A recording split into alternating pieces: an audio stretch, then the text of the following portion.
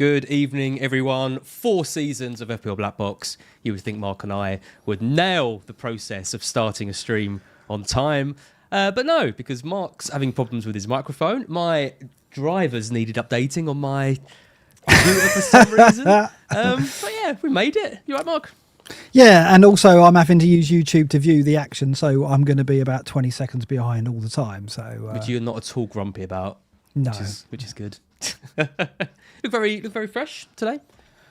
Yeah, I'm all right. Yeah, I mean it's coming to the end of the season now. 2 game weeks to go, and I'm feeling like I'm in kind of retrospective mood already. Looking at, you know, what apart from advertising ball shavers, what was the point of doing this show in the first place? If you remember, can you remember the point of this show?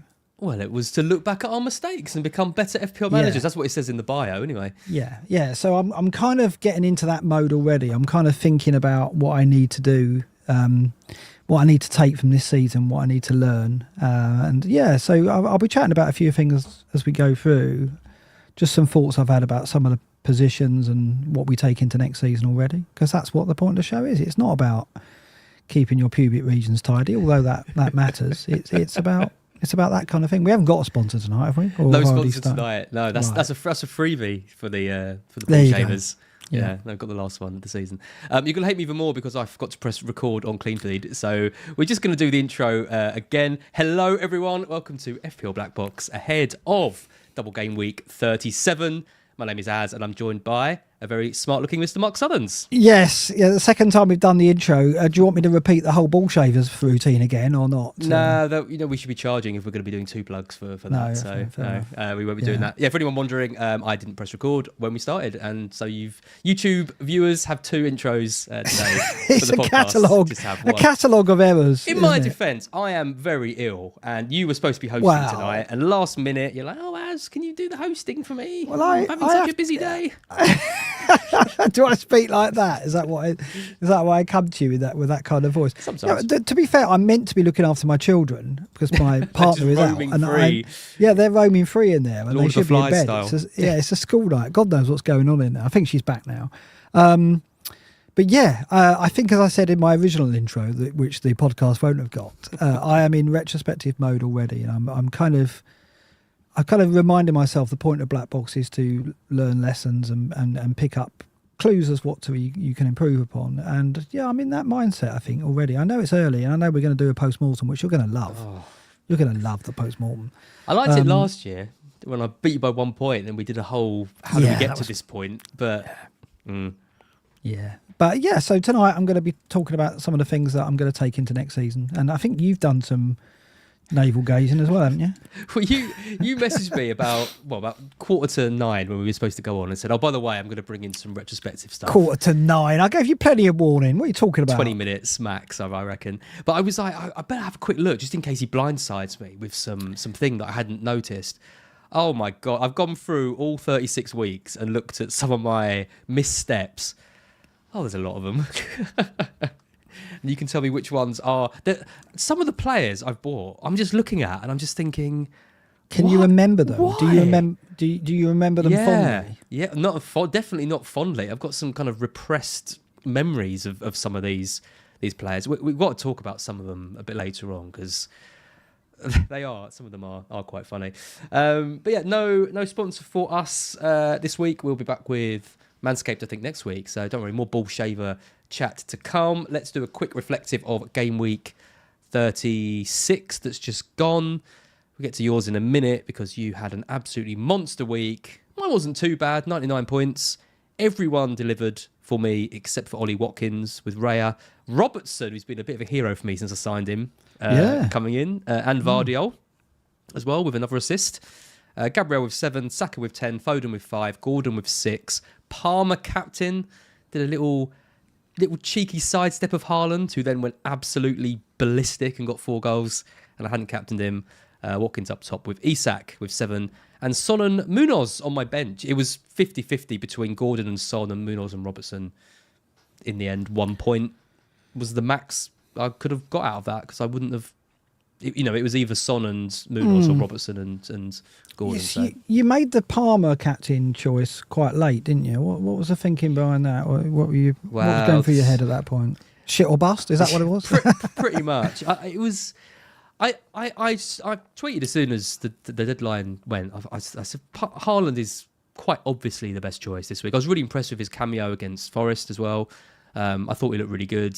I just thought everyone, if I'm going to have any chance of catching up in things like the Elite 64 or in mini leagues, I need to just go against the obvious thing in this. And is there much of a difference between finishing 300k, 600k, 200k? I'm not going to get into the top 100,000. All I can hope for is that Haaland blanks, Palmer gets a couple of goals.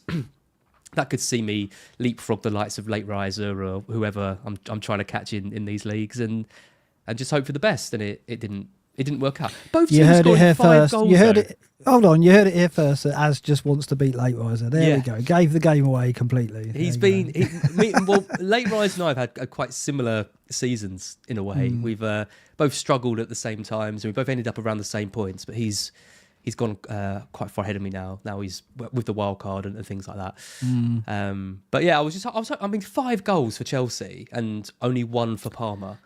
Listen, hold on. Before you're griping about that, I've owned Saka and Odegaard over the last 4 Arsenal games. They've scored 23 goals and I've got 1 assist. Yeah. Not 23 goals. They've had 23 goal returns. Yeah. And I've got 1. So don't come to me with, I've got Palmer, I only got 1 assist out of 5 goals, right? Don't. Why are our voices for each other like exactly the same when we actually talk quite differently? Because, I know, well, it's just more effective, isn't it, when we're trying to take the mickey to put on a stupid little voice like that. Apologies to anyone who actually does speak like that.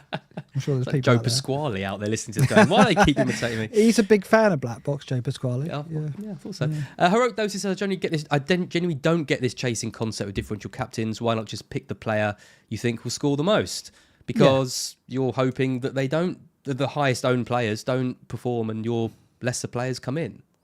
There's not that much. Palmer had a higher EO than Haaland, says Really Quite Tired. Yeah, well, I didn't realise that when I made that move. Lack of research. This is what they pay for. Right? I think that probably was the most depressing thing, was when I checked live FPL and Palmer's EO was higher. But like I said, it's mini leagues. It's mini leagues. I'm chasing it. I knew everyone would go for Haaland, so it was just about. I mean, my advice to anyone who's chasing is always to stick with the decisions that you'd make regardless of where your rank is. We've talked about it loads of times on here, but kind of like, how am I going to my only way of catching people who are 30, 40 points ahead of me with 3 games to go is to go a bit different with the captains. So I don't regret it. Didn't work out.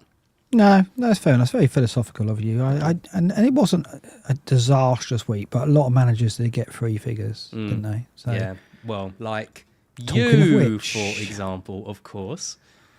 Yeah, all right. I'll bring up the graphic because YouTube hasn't caught up yet, and that's a very big frustration for me. Petrovic 6, Vardiol. Do you say, how do you pronounce Vardiol? Vardiol. Vardiol. Yeah, that's what I said. You got in trouble on late tackle last week, didn't you? Because you and Andy kept saying Gavardiol.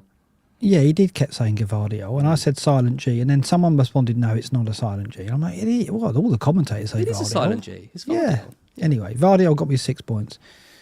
Gabriel 7, White 6, Gordon 6, Palmer 8, Odegaard 3. The lowest scoring player was the one who could make the most difference to my rank. Odegaard 3. Foden 5, Jackson, what a hero. We'll talk about him, I'm sure. 16. Isaac 7, and some fella called Haaland got me 42 points as captain, and then I had Son. 112, I want to say. Yeah. 112 points. Yeah, but the disappointment was Odegaard because he was the one that could have got me the bigger rank gain. I had 3 Arsenal players, and obviously the defenders did their thing. Odegaard had chances, but no return for him. I've owed him for 2 games, and he's got me nothing. And now my big dilemma is: do I hold him going into the single game week, Man United away, which is far from a bad fixture, and then they've got Everton on the final day, or do I trade him up for a double game week player? That's the big dilemma this week. I'm sure people are screaming, trade him up for Richarlison. They're in that, they're using that voice, you see. Trade him up for Richarlison. It's a thing to do now. Yeah. I was surprised with the Odegaard pick. Were you? Yeah. Didn't really like I should have held Saka, shouldn't I? Saka or Havertz seemed to me the logical, if you were going to try and tap into Arsenal in a different way, go for the out-of-position striker in good form. We know Odegaard's just so he's all or nothing, isn't he? He's a 10, 12-pointer or a 3, whereas Havertz just keeps finding a way to chip away. Yeah, what was behind it was, his performance in the win over Chelsea. I thought he was fantastic, and that's good from James. I just felt that he had that spell last season, if you remember, where he had a purple patch where he delivered a lot of goals, and I just think that I was anticipating something like that, maybe just a peak in his returns over the last 3 or 4 games. So I think I've got to stick to that, because obviously, as I've shown, my effectiveness at dancing around the attacking points for Arsenal has been amazing, because I've swapped from Saka to Odegaard and missed out. I think I have to hold him. I think I have to carry on and take him into the United game. And if you look at United, their big weakness is in that defensive midfield position, essentially. Casemiro's just obviously gone missing, but Tominay's still injured, we believe, wasn't pictured in training today. So they've got no 6. So Odegaard plays in that pocket. I think I've got to hold him, because if I sell him and then he rips United apart, Yeah, exactly. One other thing, though, is what's White doing in there? When did you get him? Got him on the wild card, yeah. Yeah, because I felt... wild card. Oh, I see. Because you bought Saliba on the ahead of 35, right? Yeah. And then you've moved to White. Got it. Okay. Yeah, because White had lower ownership and could be more explosive. So I think it made sense to tilt on White a little bit. Anyway, I mean, the team's in a good shape. I've got 11 double game weekers. Very boring. And the free transfer. Very boring. Yeah, I mean, a lot of teams are very similar. I can't defend it. Well, I think it's very difficult to find a team in the upper echelon, should we say, that doesn't look boring. I think if you're in the top 10k and your team looks maverick, then you're doing very well indeed. Yeah. Yes, that's a good point. We should talk about Jackson, shouldn't we? I could have had him. I went for Watkins instead, who's blanked twice against Chelsea and Brighton. I didn't see that happening. Jackson was the stat starling. He has been all season. Playing up front. We knew he'd get chances. Could he convert them? I didn't ever think he'd get 16 points. Just didn't see it. No. I think, it's ironic, isn't it? We can talk about it when we get to the data, but obviously Jackson all season has had that data to show that he could deliver, 15 goals, and it looks like he's going to, but it didn't look like that for most of the season, did it? It looked like he was always going to under-deliver on his XG. I don't know how it looks now. I don't know what the delta is, but he's obviously closed the gap on the delta because he's actually delivered returns. It's the haircut. You're putting it down to the hair dye. What else is it? Is it good coaching? Nah. Been to the barbers. Yeah, I mean, you heard it here first. As soon as you see any player get any change of hairstyle, get on them. Basically, that's one of the black box lessons learned. You're taking into next season, as it has. He's on 19 goal involvements this season. It's not bad, is it? How much was he at the start? 7 mil? Yeah, I think it was 7 mil. Yeah, I'm just going to have a look what his delta is at the moment and see how close he is to hitting his XG. But yeah, he has been an enigma all season, hasn't he? He's been a player that's been incredibly frustrating when we owned him at the start of the season. And I think it's fair to say that his early season form was enough to put us off owning him ever again, wasn't it? Yeah. And that's the camp that you were in, and you were like, I'd rather kill myself than have Jackson in my side. I don't think that's extreme. I think that's what you actually said. Yeah, that's basically word for word. Yeah. But he's turned out, so he's actually minus 1.76, so he's only just under his XG. But the irony is him getting the 16 points in the single game week sandwiched between the 2 double game weeks everyone bought him for. Because some people benched him this week for Fernandes and then got him off the bench for them. Yes, that whole affair is somewhat unfortunate, isn't it? Fortunate for those who benefited. It wasn't great, Bruno not turning up. We're going to talk about Bruno later on. Well, let's do a bit now. I mean, Bruno, where do you think Bruno owners stand on this? Because he wasn't in training today. We're led to believe it's a hand/wrist injury, right? Okay. That's what I've heard. And is that enough to keep him out? But he wasn't pictured in today's training with United. Now, that could be because the photographer didn't take a photo of him, but let's face it, he's going to, isn't he? Unless United have purposely said, don't put Bruno in the photos, keep him out. And I'm not going to start one of my United controlling media kind of stories like I did with the Pep thing. But he wasn't in those pictures, nor was McTominay. So at the moment, we got to think he remains a doubt going into the deadline. If you're holding him, you probably don't sell him, do you? Or do you? Well, I think the interesting stat was that one which said it's the first game he's missed through injury in his career. You see that? 300 games or something? 350 and it's a hand injury? With a hand injury. It feels... I don't know. There's something suspicious about FPL it. Glasto saying... No, hold on. Was it James Harding saying Slipper said it was an ankle injury? That's not what I'm seeing. I'm seeing like rumours of a wrist injury. I had a look this evening before we came on air. And I had plenty of time because we were really late. But it's kind of unknown. Like I think the Premier League are reporting it as a knock, aren't they? When we have a look at there, you've got to think it's more than a hand injury for him to miss that game, isn't it? And not be in training today. Considering he's someone who plays every game, I don't see how he wouldn't play with a hand injury. And the fact he isn't in training again makes me think there's something worse that's gone on. I think he either is fine and just starts or doesn't play either. So I think as long as you've got a decent-ish bench option, because there's people benching Arsenal players, isn't there? For example, targeting double game weeks. The only issue with it is the episode title is bench boost, because if you've got Fernandes and you're bench boosting, you could be down to 14. Poor you. Yeah, so there are reports that it's an ankle injury. The Manchester Evening News reporting it as that was last year. I don't see any reports of it being an ankle injury. I don't know where Slippers gets that from. FBO Harry's in the chat saying also ankle, but reports all say hand or wrist. So I don't know. And the Premier League aren't putting anything. So it's a mystery. He wasn't in those pictures. Is that enough to give you cold feet and sell him? It might be. You're right, because if you're bench boosting, you want to maximise it. If you've got no other player to upgrade to a certain doubler, then obviously, another Spurs midfielder, Richarlison would be tempting. Or if you haven't got Gordon, you go there. So, yeah, I think there'll be a lot of people moving off. I think Fernandes to Richarlison would be the move I'd do. If I had Fernandes and I was bench boosting, I don't think I'd risk him not playing either. With the news we've got right now, I don't think he's going to play. No. So I think you kind of need to think about moving him on. He's a massive risk, and Man United are terrible anyway. So. There is that small fact as well. Yeah. He's sold by 134,000 so far in the game week. And you look at the popular midfielders coming in. Gordon's the most popular midfielder coming in at the moment on 272, and then you go down to Son on 146. Richarlison's quite a way down, surprisingly. Only 48,000 transfers in so far. But yeah, I think you're probably right. If you've got nothing else to address in your bench boost team, then Fernandes is making way, isn't it? I think so. Yeah, we'll talk about some midfield options that you can bring in a bit, although there isn't a huge amount to look at. I mean, we've got the poster boy of this episode is Madueke, who's obviously been in great form the last few weeks.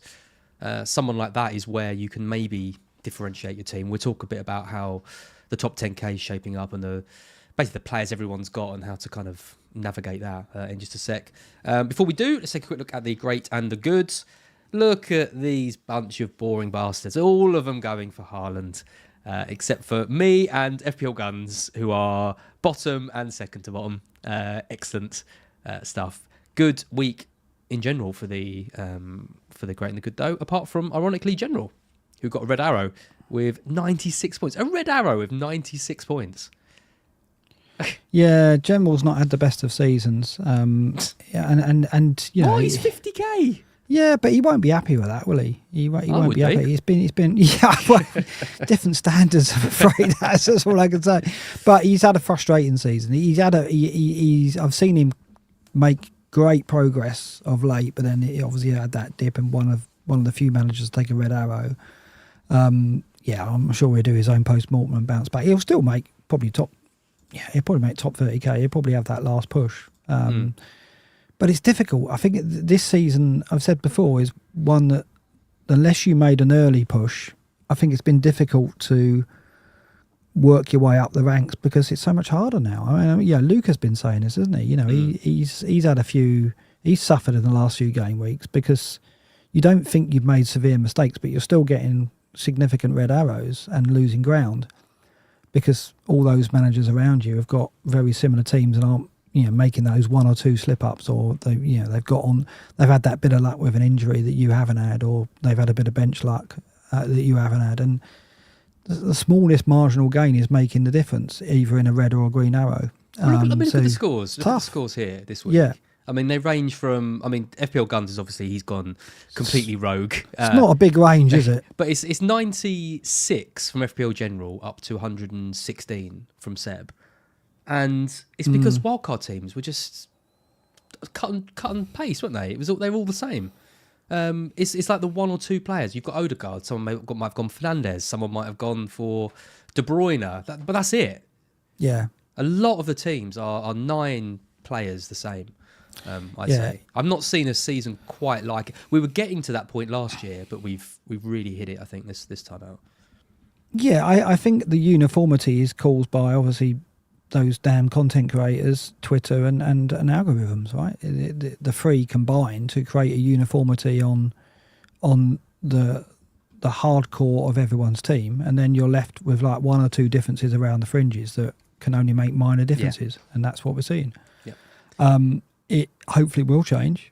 I hope for the good of the game and the community that we do see something different next year, and it doesn't turn out like this again, because I've said it feels like a bit of a dip in the, I don't know, in the enjoyment factor of the game in the last 10 to 12 game weeks. We're all, getting over the line, and I hope I'm going to push into the top 10k, but I think the uniformity in teams is going to possibly go against me, and it's going to be a struggle. We're going to look in a bit about the amount of top 10k managers have still got the bench boost to play, and how many double game week players they've got, and I'm probably facing the fact that a lot of the teams above me are very similar to mine, and if my one or two differentials don't come in, that's it. Yeah. Game over. Yeah. So, and that's what I found it hard with, because like Watkins was my player a bit different. I was thinking, okay, he's got like the most goal involvements in the league.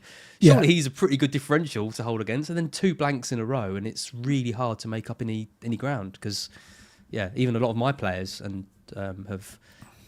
I mean, that's why Robertson's been such a hero for me, because no one's got him, and he's got 2 goals in the last 2 games. But the fact is, you can't be brave enough to get like 4 or 5 differentials in. You've got to minimise it to 1 or 2, really, because if you go 4 or 5, you could have a catastrophic game week. Yeah. So I think players like Late Riser and myself, who are perhaps traditionally more maverick, have had to calm their kind of their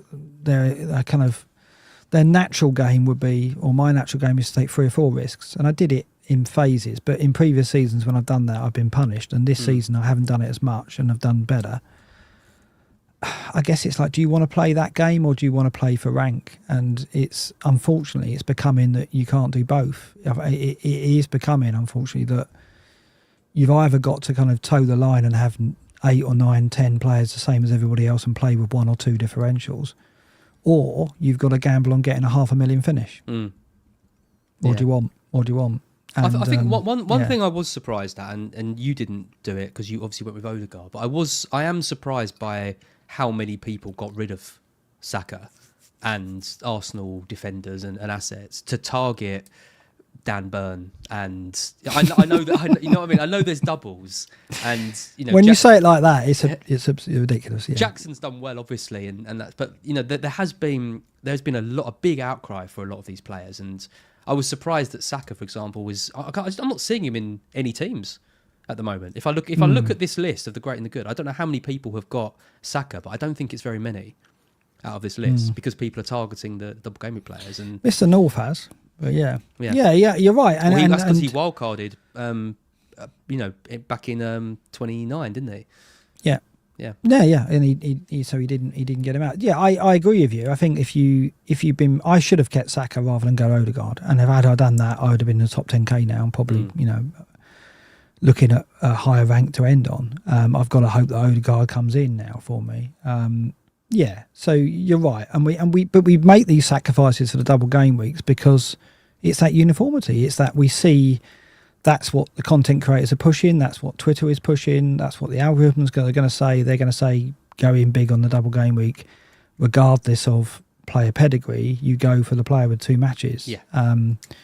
And more and more, that swell of people who follow that is getting bigger and bigger on each season, which is therefore making it harder to, differentiate your side from those around you. It's a really tough situation the game is in. More people are playing the fixtures rather than just who scored points in the last weeks. Yeah, but I think it's logical to go with a player with 2 games rather than back one. I'm not saying no. I'm saying that's why it's got more difficult, because I think more and more people are forward planning because they're more aware of what's happening and how you score points in the game and everything like that. So before you'd look at a player like Lee Katzmol scoring a worldie, and you'd be pretty confident that at 300k, 20% of them are going to have Lee Katzmol in their team next week. Whereas now you look at it and it's probably about 5%, because people aren't. Yeah, people are a bit more kind of clued up. Finn Lee, he's my canary down the mine. His worst season since 2018-19, so in the last 6 seasons, is 5,937. So he's struggled this season, which gives me some confidence that even the best, if Finn can struggle, then anyone can struggle, basically. Yeah, and obviously that's just, what I mentioned General earlier. He's an exceptional FPL manager, no question. But it's one of those seasons where I think it's been tough to make strides. If you've had 1 or 2 bad game weeks and you've fallen to a rank of around 2 million by halfway, to get up to top 10k is nigh on impossible. Or harder. It's not impossible, but it's harder than ever, I would say. Unless you play a 200-point free hit in a double game week. Yeah, well, there was that. There was that free game week, yeah. Blackbox leagues, doing these a bit earlier to feed the algorithm, as I was talking to you. What are you talking about here, Az? Yeah, you've never heard of Willany, have you? He's like a very big, millions of subscribers. If I asked Billy who he is, would he know? I'm sure he would. Right. Yeah. I'm sure he would. And what I've seen is some of the big YouTubers, what they do is they'll do a video and then all of a sudden, boom, it's gone. It ends. If we did that would be down to us having technical issues rather than any intention whatsoever. It's very true. But the outros apparently is when people start switching off and then the view time goes down. And I think when people get to like the leagues and things, you're kind of winding down. That's when you turn it off and go to bed or whatever. Well, there's no escape now because we're sticking them in halfway through the episode. And 200 switch off immediately. Yeah, we just lose. Brilliant. Well, good thinking. As we go. I just wanted to shout to Sundeep, who is 4th in the world, still top of the Blackbox league. We got Crescent Wellerman in 2nd, Christopher Lay in 3rd, Marco Mita Verbranek in 4th, and Ben Tinker in 5th, all vying for the coveted spot of top of the Blackbox league. Apprentice League, you and I, 1st and 2nd. Here we go. I've overtaken Liesel, 1 point out of Liesel in her first season. Excellent. You proud of that? Very proud. Yeah, got to be. 15 points ahead of Ryan. Oh, they're both bench boosting this week as well, I think. So that could all change. And Natalie down in 5th. But as long as that ends 1st and 2nd to you and I, then I think we'll... That's not a foregone conclusion. If you beat Liesel in her first season in FBL, are you going to gloat about it? Are you going to drop her an email or a WhatsApp and go, ha ha? Yeah, I think the champagne will come out. Pop the celebrate cork. that. Yeah. I think it's a season where I've got to celebrate something. So beating Liesel, beat it by 1 point, like I did you last year. Yeah. Second time I mentioned that this pod. In her first FBL season. Got to take the small wins. The Godfather League, we've got Richard Smith in first, 2-4-5-7. I don't think you're going to be beating him. You're nearly 100 points off, but you are in 5th place, which isn't bad. Yeah. You've got Kristen 2nd, Pratik in 3rd, Conor Gray in 4th. Very competitive Godfather League, that. Richard Smith in 30 with 2,457 points. He can't be that far behind. He's doing well. Oh, no, he's miles behind Sundeep, 2,525. He's still 100 points behind Sundeep. So, yeah, congrats to you. This is what we were talking about earlier, double game week players in the top 10,000. I'm sure majority of people listening to this are going to have a lot of the players I'm about to read out. But these are the ones with ownership above, 70%? Palmer, Haaland, Isak, Son, Foden, Petrovic, Gordon. So that's 1, 2, 3, 4, 5, 6. That's 7 players out of your 11. Yeah. It looks like already the average top 10k manager has 11, just over 11 players. So well set up for the bench boost. That's with two game weeks to come. And then look at this, the ones around 50%. Fernandez, Byrne, Jackson, Porro. That's your 11. Yeah, it's pretty depressing, isn't it? I mean, like the live FBL tweet that prompted this said that 84% of the top 10k, 83% of the top 100k are going to bench boost in the next game week, and that, again, that shows you the level of engagement that's around now. For because there's, I guess the assumption is obviously these are good managers and they're seasoned managers who know what they're doing, maybe, but 83% of the top 100k is a high percentage who are going to bench boost. You'd have thought that more than 17% would have done something stupid like accidentally play their bench boost in another game week, wouldn't you? Wow, it's taken you how long? 32 minutes to mention that. I know. Well, you knew it was coming. You knew it was coming. we cannot do a bench boost special without talking about that. But so only 17% go in without it. No idea when they played it. But it's still daunting for someone in my position who's trying to break into top 10k, thinking the chips aren't really going to help me that much. So it's like for me, trying to break into the top 250k. You've had it. Yeah, this basically says you've had it, I would say. Top 10k managers on 11.4 doublers. The thing is, you say that though, but a lot of the players that people bought in for the double game week are struggling a bit. Maguire's out, Cher's got injured. Yeah. Gusto, we're not sure about. Fernandez is now a doubt. Yeah, that's the only thing that can help me. But I think I went on live FPL and I unticked some of those players, and the figure went down to about 10.2. Yeah. So, in other words, that yes, if you take some of those players out, the average is about 10 double game weekers, which will obviously go up to 11 if you've got one free transfer, and will go up to 12 if you've got two. Right. Yeah. So, I can get to 12, but then one of them is Onana, and how much use is that going to be to me? Yeah. I mean, the template very much is, looking at this, Petrovic, Vardy, Burn, Porro, Gordon, Palmer, Son, Foden, Isak, Haaland, Jackson. That's the 11, right? And then it's what 4 do you have next to that? You probably have an Onana, an Onana, and then some Arsenal players, I guess. Yeah, you've probably got a Gabriel, haven't you? Yeah. It is strong. Like it's just a strong team, and you can see why people have moved towards it. Is there any other players? Looking at some other players in the list that we can talk about in a bit. João Pedro's on there, low ownership. De Bruyne as well. Someone like Garnacho. These could be effective differentials. I particularly think De Bruyne and João Pedro. We've got to think De Bruyne will get both games and double game. We under normal circumstances with Champions League, he wouldn't, but they haven't got that. So you'd think he'd play both games. You don't know, but I think it's worth a roll of the dice. If you were getting rid of Bruno and you could have a City player, would you go Foden or De Bruyne? If I was trying to push, I'd go De Bruyne, I think. Wouldn't you? Instead of Foden? Yeah. No, I don't think so. Wouldn't you? You just move towards the 80% owned player, right? So if I didn't own either Foden or De Bruyne, who would I buy this week? Yeah, I suppose. Well, it depends on your ambition, right? And depends what you've got elsewhere. Like I said, you've got to have. I think if you're trying to push up, you've got to have 2 to 3, if not more, players that you think they can make a difference for me. If you're trying to break the top 10k, if you're outside it now, if you were me, you've got to have 2 or 3 at least, haven't you? Players that you think they're going to make a bit of a difference for me. So if I was in that situation, I'm looking at it thinking I'd go Richarlison because he's not on this list, and I'd go De Bruyne if you could afford it. Is that there's no point in going to Foden or that's the same question as the captaincy, right? That's the same question as should you just captain the player who you think is going to get the most points, i.e. Haaland? Should you bring in the player who you think is going to get more points, Foden over De Bruyne? Or do you just roll the dice and hope that it goes the other way because nothing's really certain? It's the same kind of decision, isn't it? Depending on what your aims are for the season, how much you want to push. To go against what you think is probably the best. I think Foden is a better option than De Bruyne at the double game week. But if you look at points per game, Foden is points per start, Foden's 6.5, De Bruyne's 6.2. No, he's 5.7. So it's not a huge difference there. X-Mins, probably Foden will win out.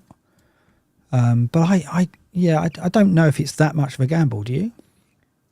Well, but it's the same with Haaland versus Palmer for the captaincy. You could argue the points between them have been. It's the ceiling, though, isn't it? The ceiling with Haaland is enormous, whereas is Foden's ceiling over De Bruyne that much bigger? I think it is. I think it is. You? Foden's got 2 hat-tricks this season. Yeah, Apart from those 4 goals he scored against Wolves 2 seasons ago, I can't see De Bruyne getting a hat-trick. He says going into the double game week without De Bruyne, who's probably going to go crazy. But yeah, no, I get it. Yeah, but I think at this stage in the season, you've got to show a bit more ambition with it. And I think people are going to gamble on the captaincy this week. I mean, Haaland's the obvious captain, but I think people will look elsewhere. Yeah, I am again. There you go. Yeah. So you haven't learnt your lesson. No, no, because I agree with you. I'm saying I think it is. I think the question where you always get asked is, well, why didn't you just pick the player who you think was going to score the most points? And that is what we've already had in the chat about captaincy and about players. But depending on where you are and what your aspirations are, if you're 20k in the world, for example, like you say, if you don't mind finishing 50k, but you want to have a chance of finishing in the 10k, you can't just do what everyone else is doing. You need to go for a Richarlison or a differential captain or a De Bruyne. Because otherwise you just have the same team as everyone else and not get anywhere. Yeah, and there's 2 factors here. EO is clearly a major part in how we play the game now. And claiming that what we're talking about there isn't playing EO is nonsense, because we're playing the inverse of it. We're deliberately getting the player with low EO, so we are letting EO affect our decisions.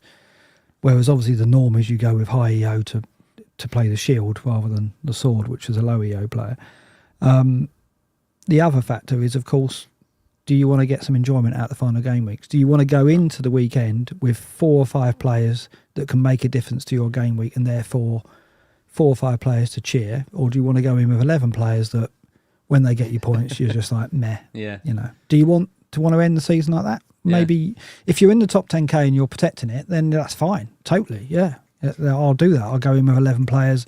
I'm happy with my current rank. I want to protect it. I'll just get the Fodens, the Sons. I don't care about EO. Well, I do, but I care about it in that I want to protect it. But if you're trying to push up, if you're trying to make a rank rise, you've got to consider going against it, I think. Can confirm, though, you still feel crap when you go against that and you see Haaland get 4 and you go, oh, that was predictable. Yeah, you can confirm it feels crap quite a lot this season, can't you? It has not been a great season, but I could still beat my worst ever season, which is 340,000. So if I beat that, then, let's just move on. Small victory, like you say. Small victory. Beat Late Riser, beat 340k.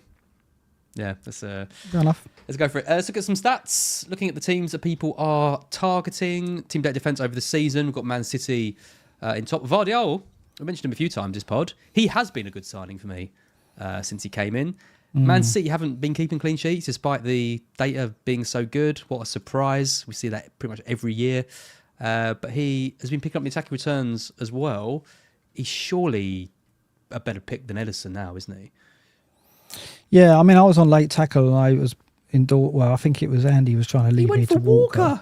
He went for Walker and I was like, yeah, I get the Walker thing. He's going to get more X-Mins. But then I was like, look, how many times have I not gone the upside and regretted it this season? There's been a few. And Vardiol was obviously the upside because of what he brings to the City attack. He does offer more than Walker. We've seen it in recent game weeks. He's got the threat on set pieces as well as going forward.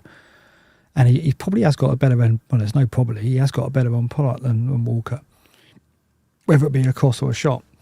Or a dodgy penalty that he wins. Yeah, it was a dodgy penalty.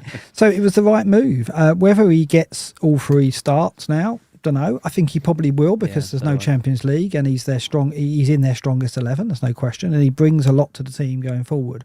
Walker does as well. I think they both get 3, but Vardiol has been he's been outstanding, hasn't he? And I think that he's given us a clear indication of which Man City the player to go for if you're chasing upside over these final game weeks. Yeah, and he continues to deliver, and I don't see why. I'm expecting another attacking return before the end of the season. Is he a potential captain this week? You look at this defensive data. 0.96 XG conceded per 90.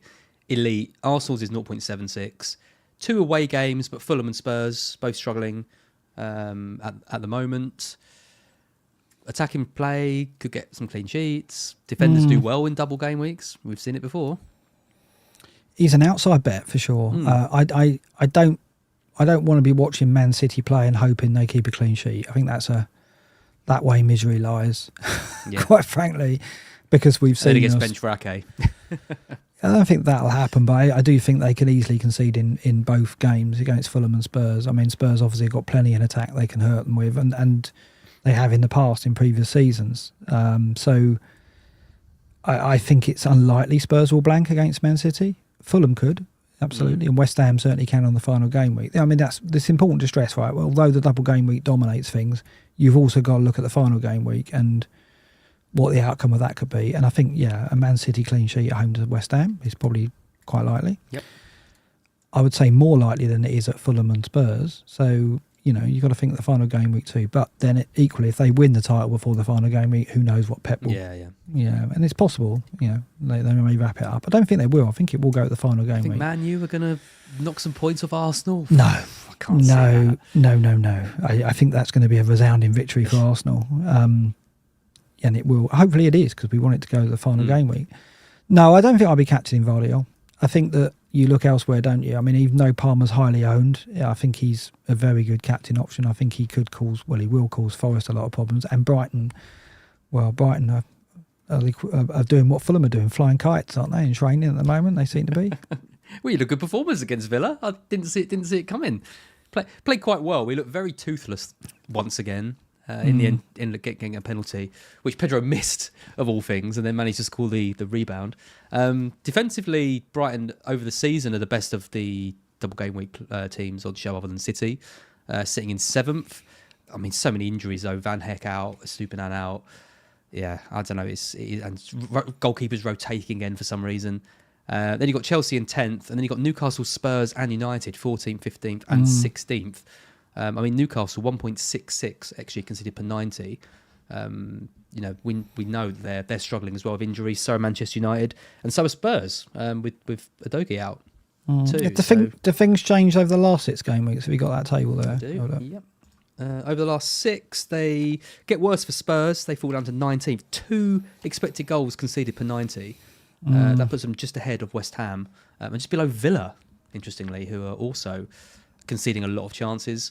Chelsea in 16th, which doesn't bode too well for the likes of Petrovic and Kukurea and other players that are coming in. Newcastle do jump to 4th, which is interesting. Yeah. Yeah, I think in centre back. I'm probably drawn towards a defensive transfer with my free transfer, because I've got 8 Nori, and I don't fancy Wolves to keep a clean sheet home to Palace away. Palace have got Eze and Elise firing, haven't they? So I think Palace score.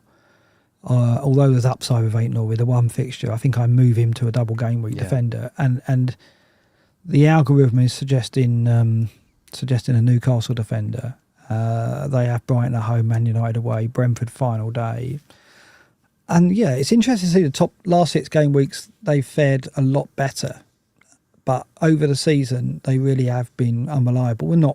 They were fine when Pope was in goal, but when that injury came, it seemed to, I don't think it was Dubravka, but I think mounting injuries at the back. And they, if you look at their back 4 going into these games, it's not a back 4 they're familiar with. Trippier could come back, but we don't think he'll play 2 games.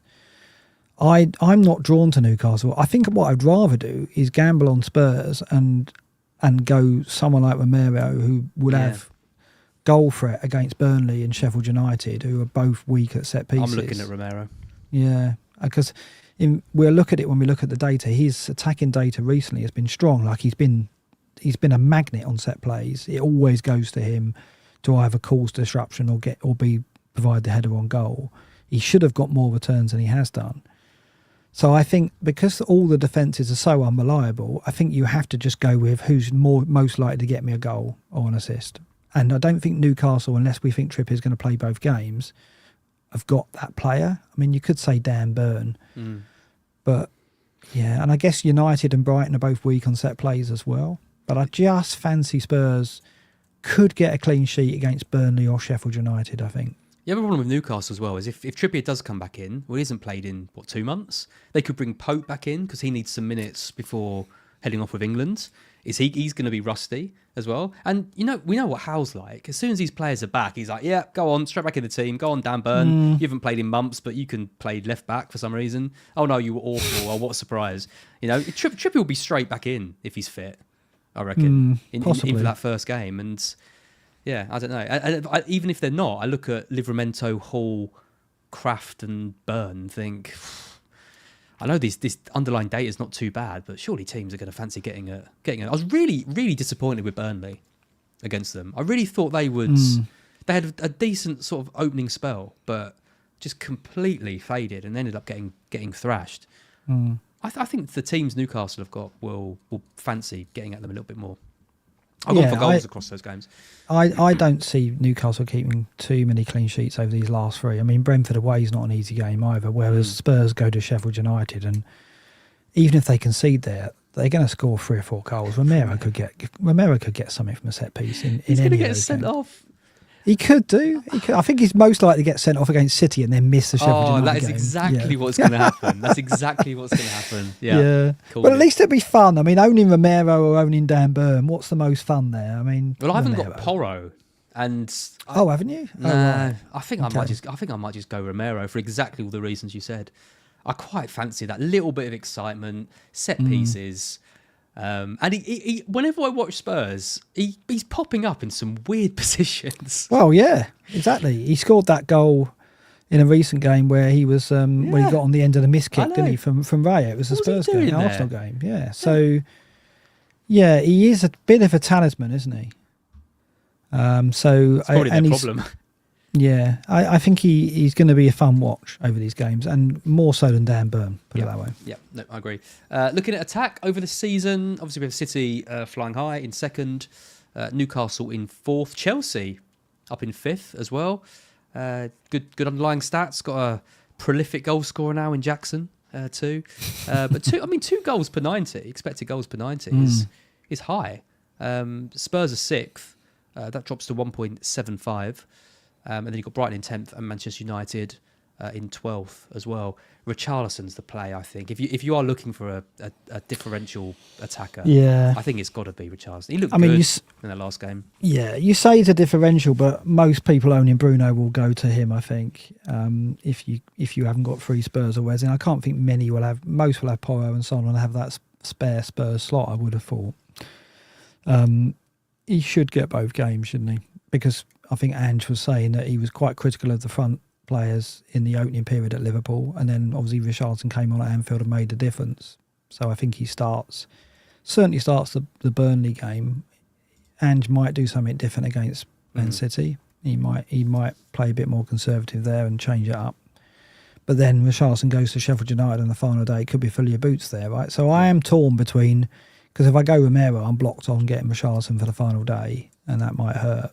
So he is worrying me, but he can be very frustrating, Richarlison, as well. We both know. We both started the season with him. I'm sure he's going to be in the review that you've got set up for this. We both got sucked into early Richarlison. Over the last 6, this is where Brighton dropped quite a lot, and like I said, I think we played well, but we really struggled to create any decent chances. And if you are going for a Pedro or a Gross, I still worry about our ability to score goals. I think we played Villa at a good time. They looked very, very leggy in that match, and I'm not so sure we're going to get such good results in the double.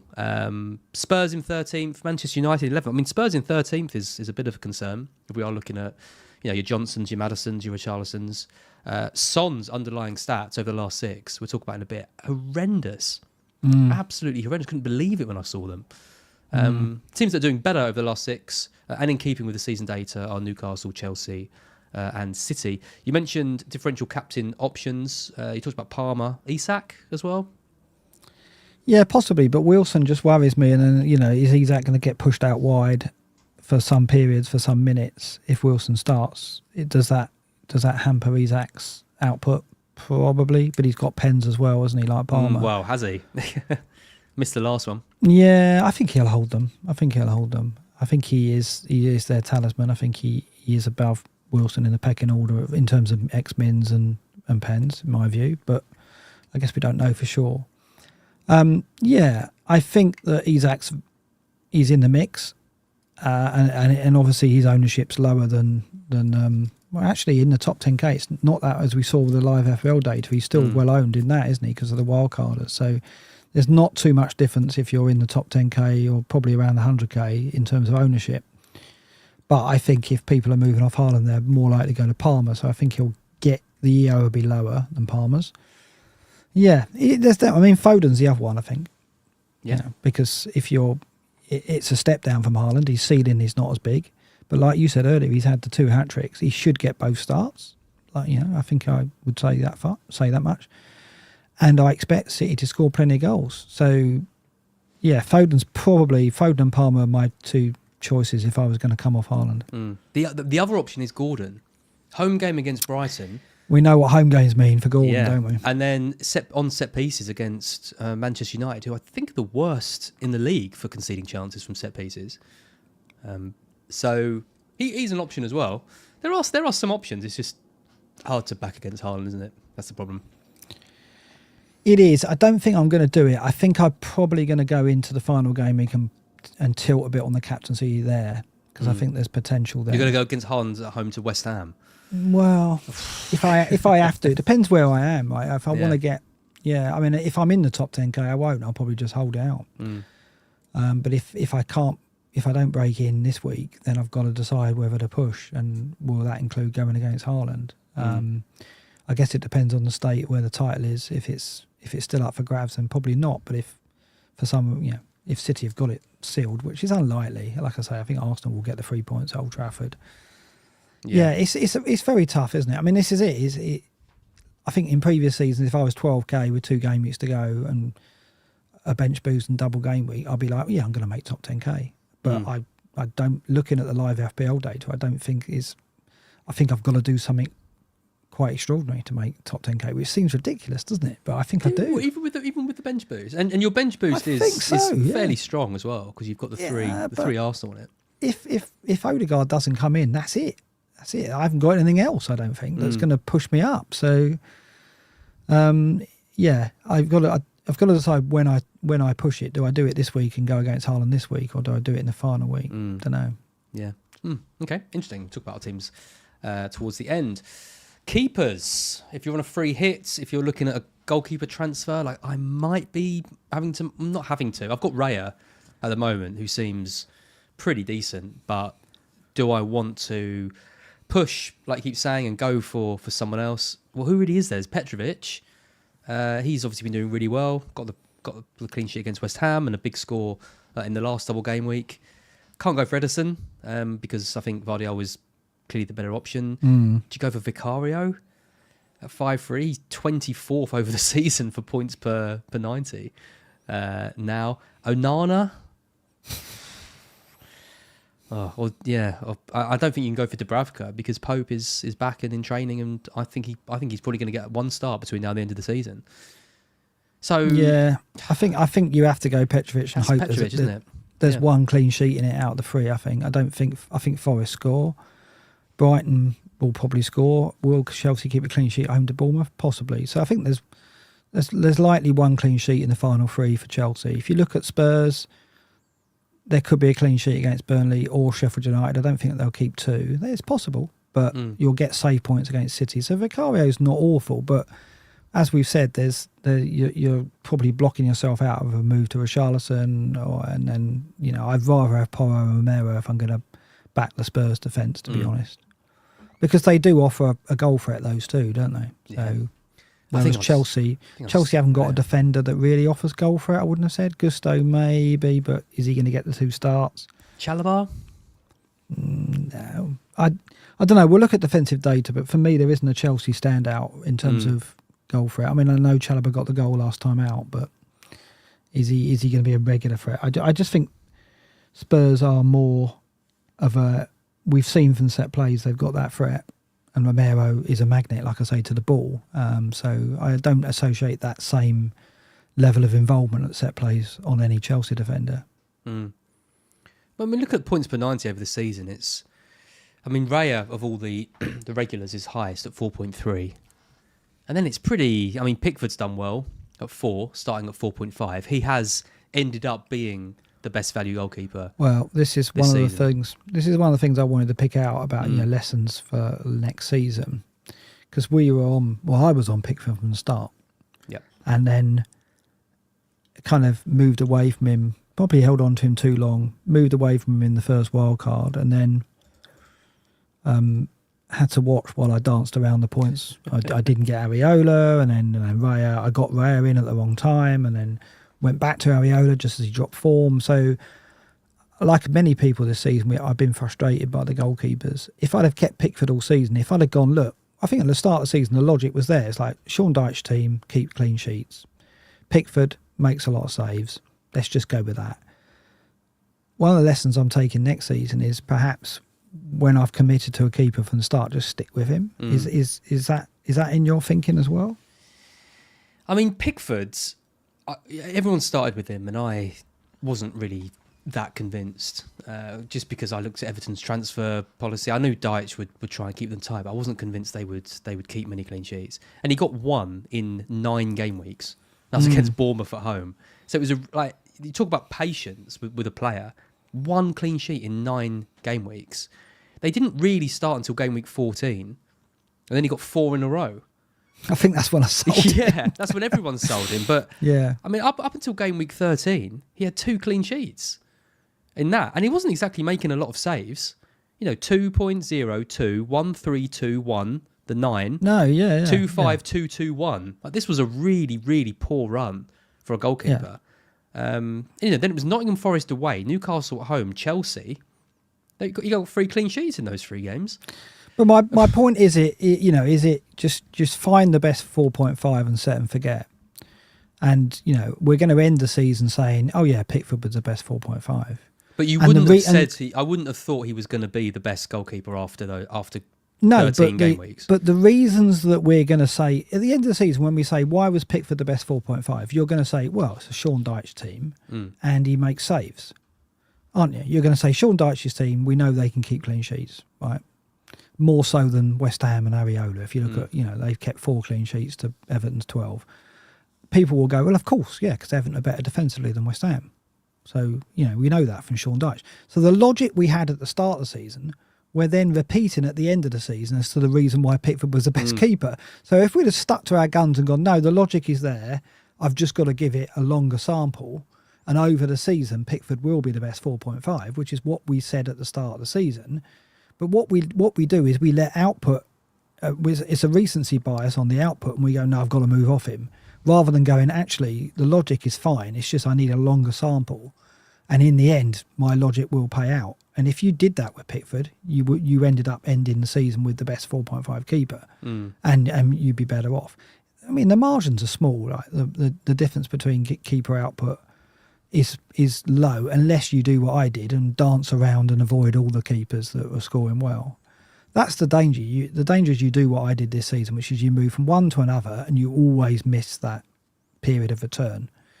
It's proved that it's very difficult to predict. I mean, we looked at Pickford and thought he had a good fixtures to begin the season. He didn't deliver, and then we went, right, it's time to move off. And it hasn't paid off. But I think you've got to look at the start of the season. We'll look, and Pickford will be in the mix again. Maybe if Lopetegui comes in at West Ham, he's a more defensive manager, maybe, or he'll maybe get them sound at the back. Right, that's a presumption, but he could do. I mean, if we think that, then Areola is going to be a good bet. So there's going to be 3 or 4 keepers. Leno maybe in the mix again if Fulham make defensive signings. There'll be 3 or 4 4.5s that we look at. Pickford will be right up there again. I think I'm just going to go with one and stick with it. Because I wouldn't be surprised if we turn out again at the end of the season, we go, well, the logic I had at the start, if I'd have kept with that, it would have seen me all right. I guess it's always that question mark though. But when are you too stubborn though? Like say we think Dyche is going to turn Everton into a 1-0 team. Well, they had 1-0 win in 13 game weeks. That's a third of the season gone, and they only had 1 game where we did what he thought they would turn them into. So at what point do you say, okay, this Everton team just isn't good enough to do what Dyche wants? He hasn't got the players in play. They've got injuries or whatever, and maybe I need to be looking elsewhere. That's always the tricky part, isn't it? Yeah, it is. When to go? I think it was right to move him. No one would have predicted 4 clean sheets in a row. No, not in that small period. But I think, as I said, now at the end of the season, looking back, and you think, oh, Pickford was the best 4.5 keeper. You look back to Gameweek 1 and you go, well, of course he was. That's what we thought in Gameweek 1. So why didn't we just stick with it? And when you look at, if they keep Branthwaite alongside Tarkowski, and they keep, the midfield, Ghana Gay's a good defensive midfielder. If they keep the spine of the team the same, Sean Dyche isn't suddenly going to turn into an attacking manager overnight. He's still going to value the basics, and the basics are keep it tight. Yeah. And wait for mistakes and play for set pieces. That'll still be what he will do next season. He's not going to change his philosophy. So sitting here now, I think Pickford's going to get 10 clean sheets next season. Now, we don't know when they're going to arrive. So it's a question of how can we stick to our guns, and how, let's face it, Pickford did put us under a lot of pressure. 1 clean sheet in 9. I know. Well, from 32, it's been much more what we expected. 1-0 against Burnley, hammering at Chelsea. You're going to see some of those. But then clean sheets against Forest, Liverpool, which was a surprise, but then 1-0 against Brentford. So now I think we know that he can get the team playing to that capacity. I think Pickford's a really strong option. He's going to be 5 million next year, though. Yeah, he possibly could.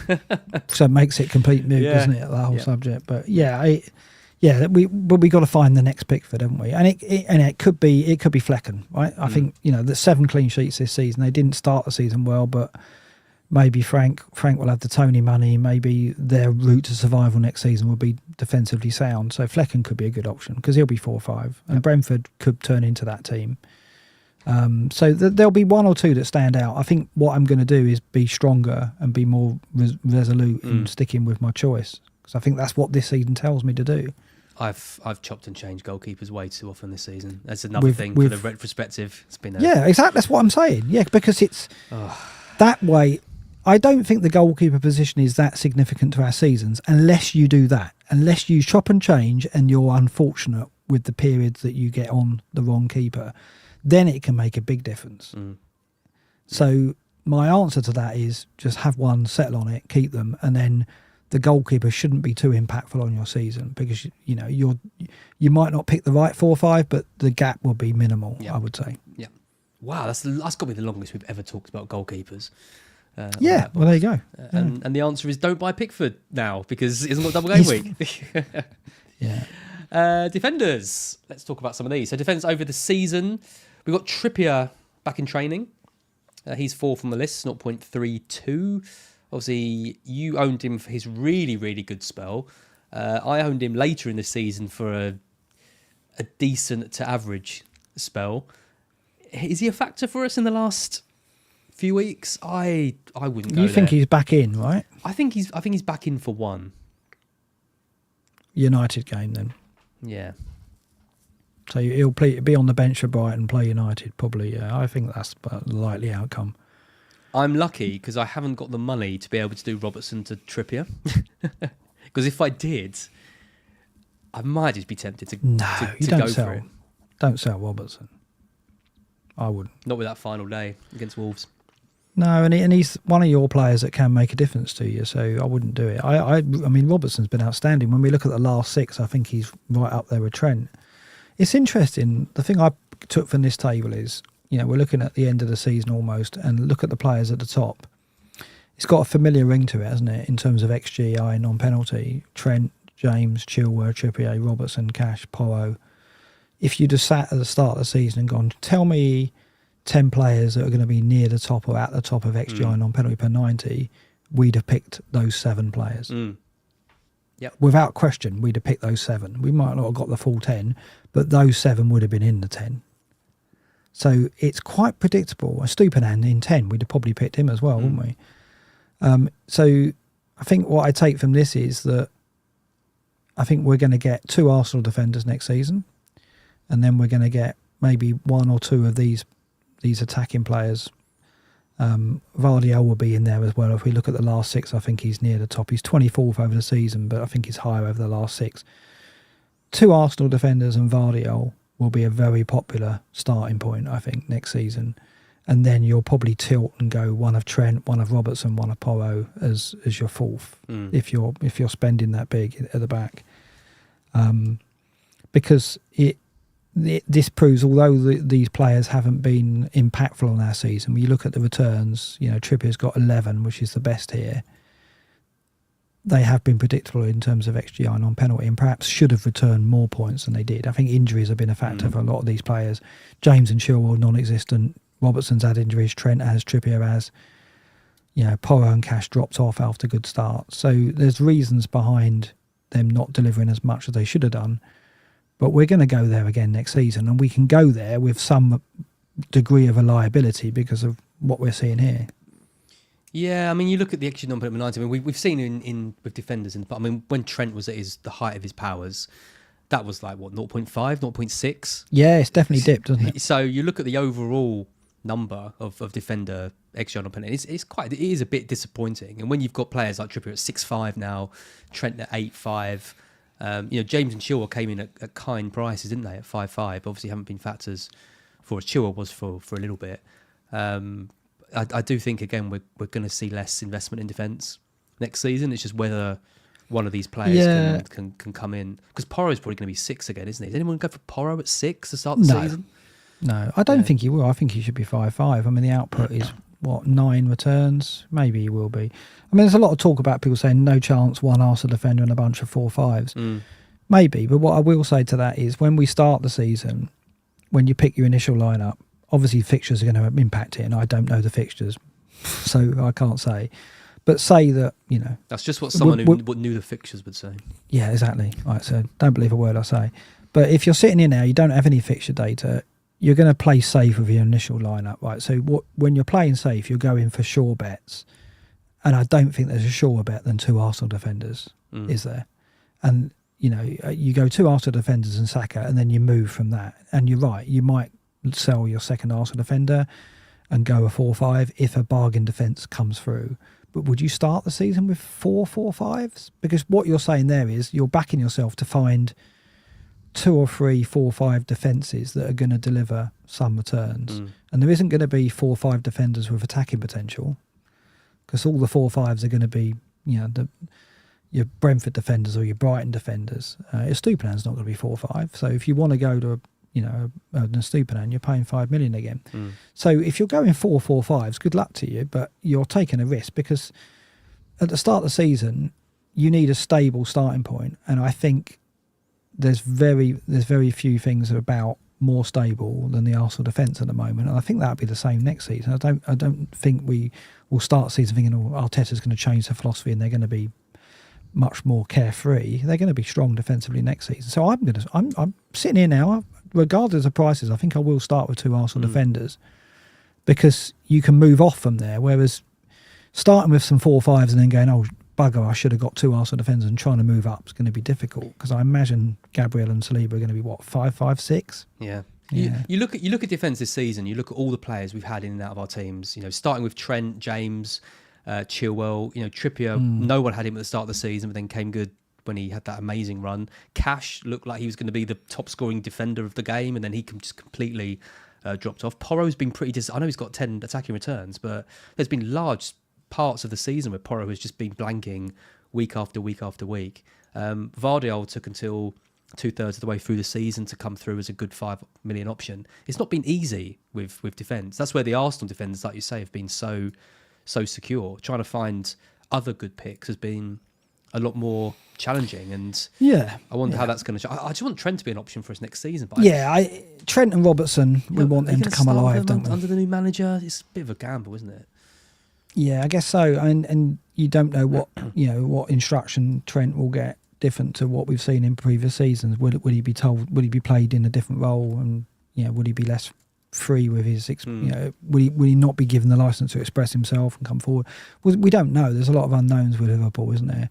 And what I will say, going back to the Arsenal defence, is, if you're not going 2 Arsenal defenders, are you really going 2 Arsenal midfielders? Because the midfield options, when you look at the array we've got, we're going to want Palmer regardless of price, no doubt, right? And obviously we think if Salah stays, he's going to be in the mix. You're going to want Foden, because I don't think he's going to be, Foden will probably come in at 9, 5, 10. He's not going to be priced out. So we're going to want Foden, we're going to want Palmer, we're going to want Saka, and we're going to want Salah or a Liverpool midfielder. So I don't think there's going to be a place for 2 Arsenal midfielders in there, because you'll probably need a cheap midfielder like an Mbeumo or someone of that level for your 5th mid. And if you're going to have 3 Arsenal, which most of us are going to want, you are going to have 2 Arsenal defenders. I mean, I think that's logically going to be the way it goes. Unless, Salah leaves and suddenly there's that spare slot for 2 Arsenal mids. But I just don't see it. Don't see it. I mean, if the fixtures are really good to start the season for Arsenal, if they've got three promoted teams in 4, for example, then it might be tempted to go for... and they sign Ivan Toney, you might want to double up on the attack. They won't sign Ivan Toney, but yeah. I don't see him as an Arsenal player, do you? Yeah, I do, actually. Do you? Yeah. I think he'd do a good job there. No, for me, Arsenal look into things off the pitch in terms of character and what he'll be like in the dressing room, and I don't think Tony's fits their profile. Okay. Cost them a fair amount as well. Let's look at over the last 6. For those looking at the Chelsea defenders, it took me a while to find them. Cucurella's down in 32nd. He's got this new kind of inverted role, hasn't he? Which isn't bearing out much fruit in terms of attacking returns. 0.13 XG on in 90 of the last 6. But he's looking good for his minutes. He's pretty essential part of that team now. Fun to watch. Good on him. Yeah, you like him, don't you? You got a soft spot for him for obvious reasons. And he signed from Brighton. He got absolutely ridiculed under Potter. To see a player like that work their way back into the team and become quite a key part of a team that actually looks like it's going somewhere now, it shows a lot of character, I think. Yeah, and I guess if you're looking for a Chelsea defender, maybe I'm wrong. Maybe he's the one you look at. You're Chalobah down in 45th, 0.10. You referred to him versus Romero. You see the difference. Romero's up in 8th, 0.27. 15 goals conceded low. Stands out for the Spurs defence, doesn't it? And he's just got the 1 return, but he has been on the end of a lot of the set pieces. He's normally the first to the ball when the corners come in, and I think there could be an attacking return in it for him. I'm sitting here now thinking I think Romero's more likely to get an attacking return than Porro over these last 3 games, from what I've seen recently. And Porro, I don't know, he's been disappointing really. I think he's had patchy spells where he's looked like he's going to push the upper echelons of the defensive data, but in terms of attacking data, but not delivered consistently, has he? And I like Romero. If you haven't got Porro, I'd be tempted to go Romero for a differential. Yeah. No, that might be where I go. It's probably going to be him or Cucurella. one of the two. Why not? Yeah. Why not? Yeah. Vardiol's in 6th. Yeah, brilliant. He's a funny one because you watch him and he doesn't look like he's getting forward that much. He's not like the kind of swashbuckling Cancelo taking loads of shots, but he finds a way of kind of getting into the right areas. And when he gets the ball, when he's just outside the penalty area or he's inside the box winning a foul, it looks quite good. But when you're watching it, you're not thinking, wow, Vardiol's playing ridiculously high up the pitch. He's getting loads of passes out on the left and putting loads of crosses in. But yeah, he's just a good player. I like him. He's an intelligent player, isn't he? And so his contributions are ones that are impactful. Cancelo, you're right, the volume of shots was incredible and he was an amazing FPL asset because he was so much fun to own.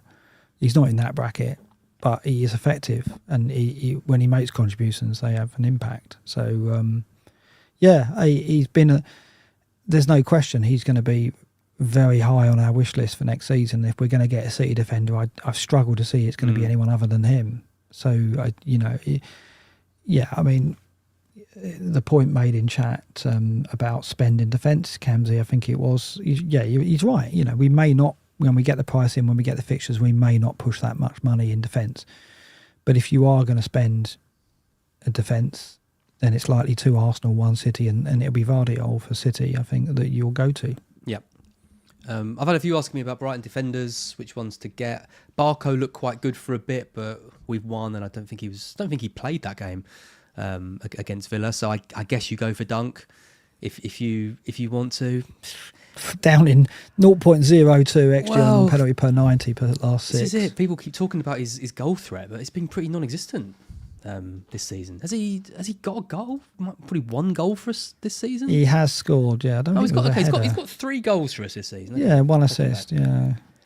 He hasn't taken that penalty you promised.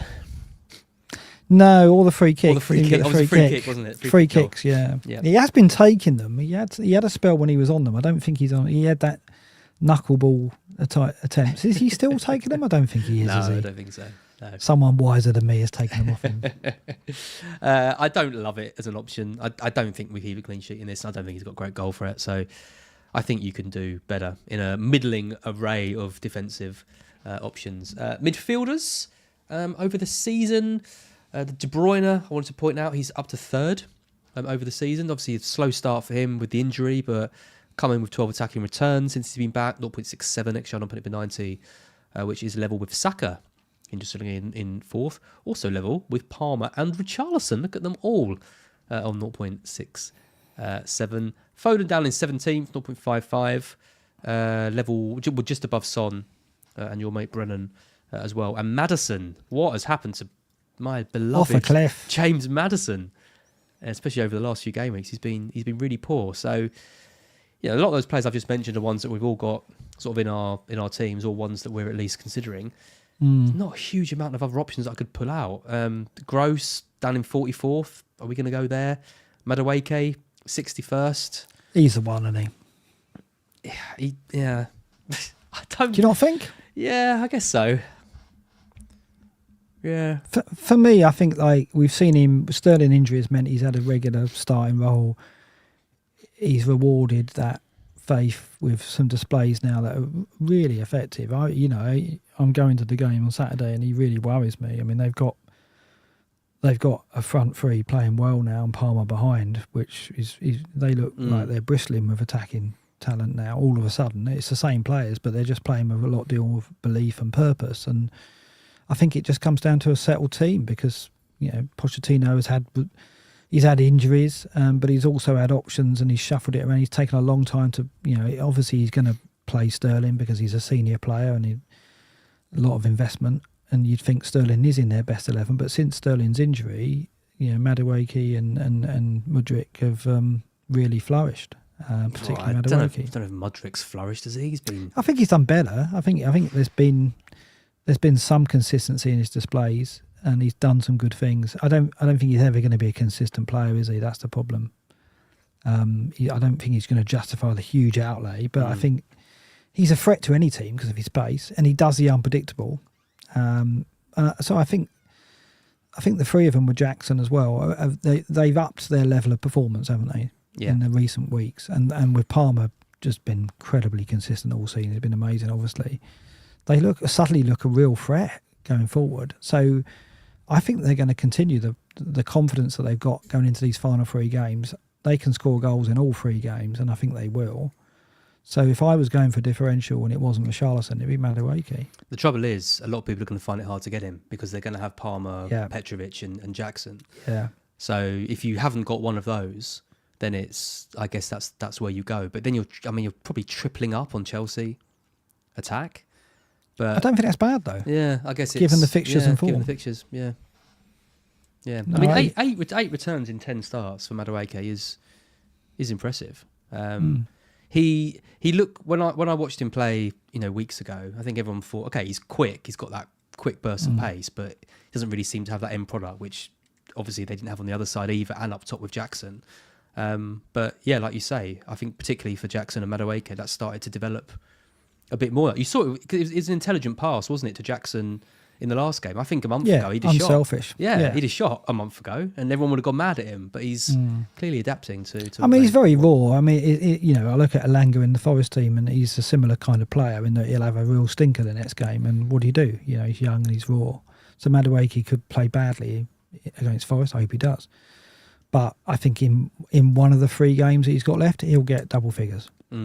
So, yeah, I think that's worth going with. But like you say, people are blocked on Chelsea because of the wild card, and everyone would have wild carded those 3 players in. Yeah. So Richarlison's more likely the route you go.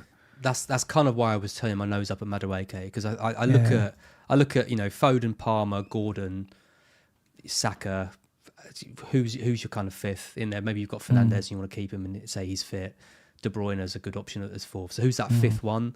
if it was between Richarlison and Madueke, I think I'd still lean for Richarlison. Yeah, I think there's Anthony Gordon as well, who, you know, he's 70% owned in the top 10k. But if you haven't got him, he's definitely got, like you mentioned earlier, Brighton, United, Brentford. He's capable in those games of getting returns. So if you haven't got free Newcastle and you're getting off Bruno, Gordon's pretty obvious. Has Anthony Gordon really got 16 assists this season? Yeah. That is 10 goals and 16 assists. That is unbelievable. Yeah, it's absolutely astonishing season he's had. Yeah. Absolutely incredible. So, you know, and when I talked earlier about the midfielders we're going to want in our team, I didn't even mention him. So, yeah, again, it gets harder to think, well, am I going to have 2 Arsenal mids? Surely you're going to want to think about Anthony Gordon as well. If they still got Barnes, though, it's a bit of a risk, isn't it? There you go. Very good point, well made. Thank you. Bruno Guimaraes as well. He's someone who is showing up a bit better in the data. He's got 4 attacking returns in his last 6 starts as well. Again, if you are looking for that third Newcastle attacker and you're a bit worried about Wilson's minutes, it's probably Bruno, isn't it? If you're going to pick one, probably for the X-Mins. Yeah. There's not too much else around, is there? Other than Richarlison, you're not going to go Brennan, you're not going to go Maddison, you're not going to go Kulusevski. City, it's De Bruyne if you can afford it. So if and out of Newcastle, if you got Gordon, I mean, I wouldn't go Guimaraes. I know you've got a soft spot because of previous incidents, but I don't think you're going to be dancing around your living room again on the back of Bruno returns. Really, no. I'm just trying to think of anyone who could. I like you say, I think with Richarlison, with Madueke and Bruno, if you're ranking those, I think Bruno's probably quite likely to be the third. But look at Son here, 52nd. Had to go right down to 52nd to find him for his XG on Benny 90, 0.27. Still 3 attacking returns in 6. Obviously got that penalty against Arsenal. Got the goal against Liverpool as well. Looked better against Liverpool, I thought. But recent matches I've watched him play, and he looks very... It's funny, isn't it? What's wrong with him? It's laboured. You know, like the last season with Kane when he had the injury, it's gone back to that. It's gone back to like he looks limited in his movement, and obviously Richarlison's back down the middle, which means Son's out wide. And I remember James on Planet FPL saying, you know, part of the reason why Son will go back into the centre, or he felt Son would go back into the centre, is because he hasn't got it in him to beat a man anymore. He doesn't seem to be being effective from out wide anymore. And that's what we're seeing again. He's going through one of those spells where he just doesn't seem to have the zip to have an impact in the game in the same way we've seen in previous seasons. Or the confidence to actually take on and beat a man. He wasn't doing... Because I had him captain in that Chelsea game. And every time they weren't going down his side for the first half. No, it was all down Brennan's side. All down the right. And then when they did start going down Son's side, he looked afraid to even try and take... He was against Gilchrist. Yeah, it looks like he's carrying... It looks like he's carrying an injury. Yeah, to me, and maybe it's the was it a groin? I think it was that he was troubled with. Maybe it is again, and he's just seeing out the season, and maybe there'll be surgery again in the summer. I don't know, but something's wrong because he's just not. You know, we talked about captaincy going into the game week. We wouldn't look at Son, would you? Yeah, I mean with Richarlison down the middle. I'm tempted. We'll talk about my moves a bit later, but I'm tempted to get rid of him for Richarlison and bank on Richarlison outscoring him. Because you look at Son's ownership, it's so high. And he's performing not well. So maybe gambling on that slot is something a bit different. I wouldn't do that. No. But I wouldn't get rid. But I think if I didn't have him and I was getting a Spurs mid in now, it would be Richarlison. Yeah. Yeah, no, I agree. Any other midfielders you want to mention here? I think we've covered most of them. No, I mean, I think you know, it's just incredible Palmer's output. Not only is he top of the season date or near the top of the season date, he's top of the last 6 game weeks as well. And it's you're so used to Palmer's output now. These last 6 game weeks haven't stood out really. It's just like what we've come to expect from him. He's just been absolutely exceptional. And where will it go next year? How much can they push him? Can they go to 10 million? Where do you think he'll be? 10 million, I guess. I think that's about right. I think 9.5. Do you? Highest. 9 or 9.5.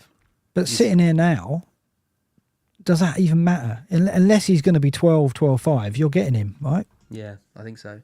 Yeah, I mean, we talk about Gordon though, and the home form. You look at Palmer's away record. He blanked away against Villa. He got 1 assist against Sheffield United away. I had him captain in that. 1 assist against Brentford. Blanked against City. Double digits against Palace before that. Blanked against Liverpool away.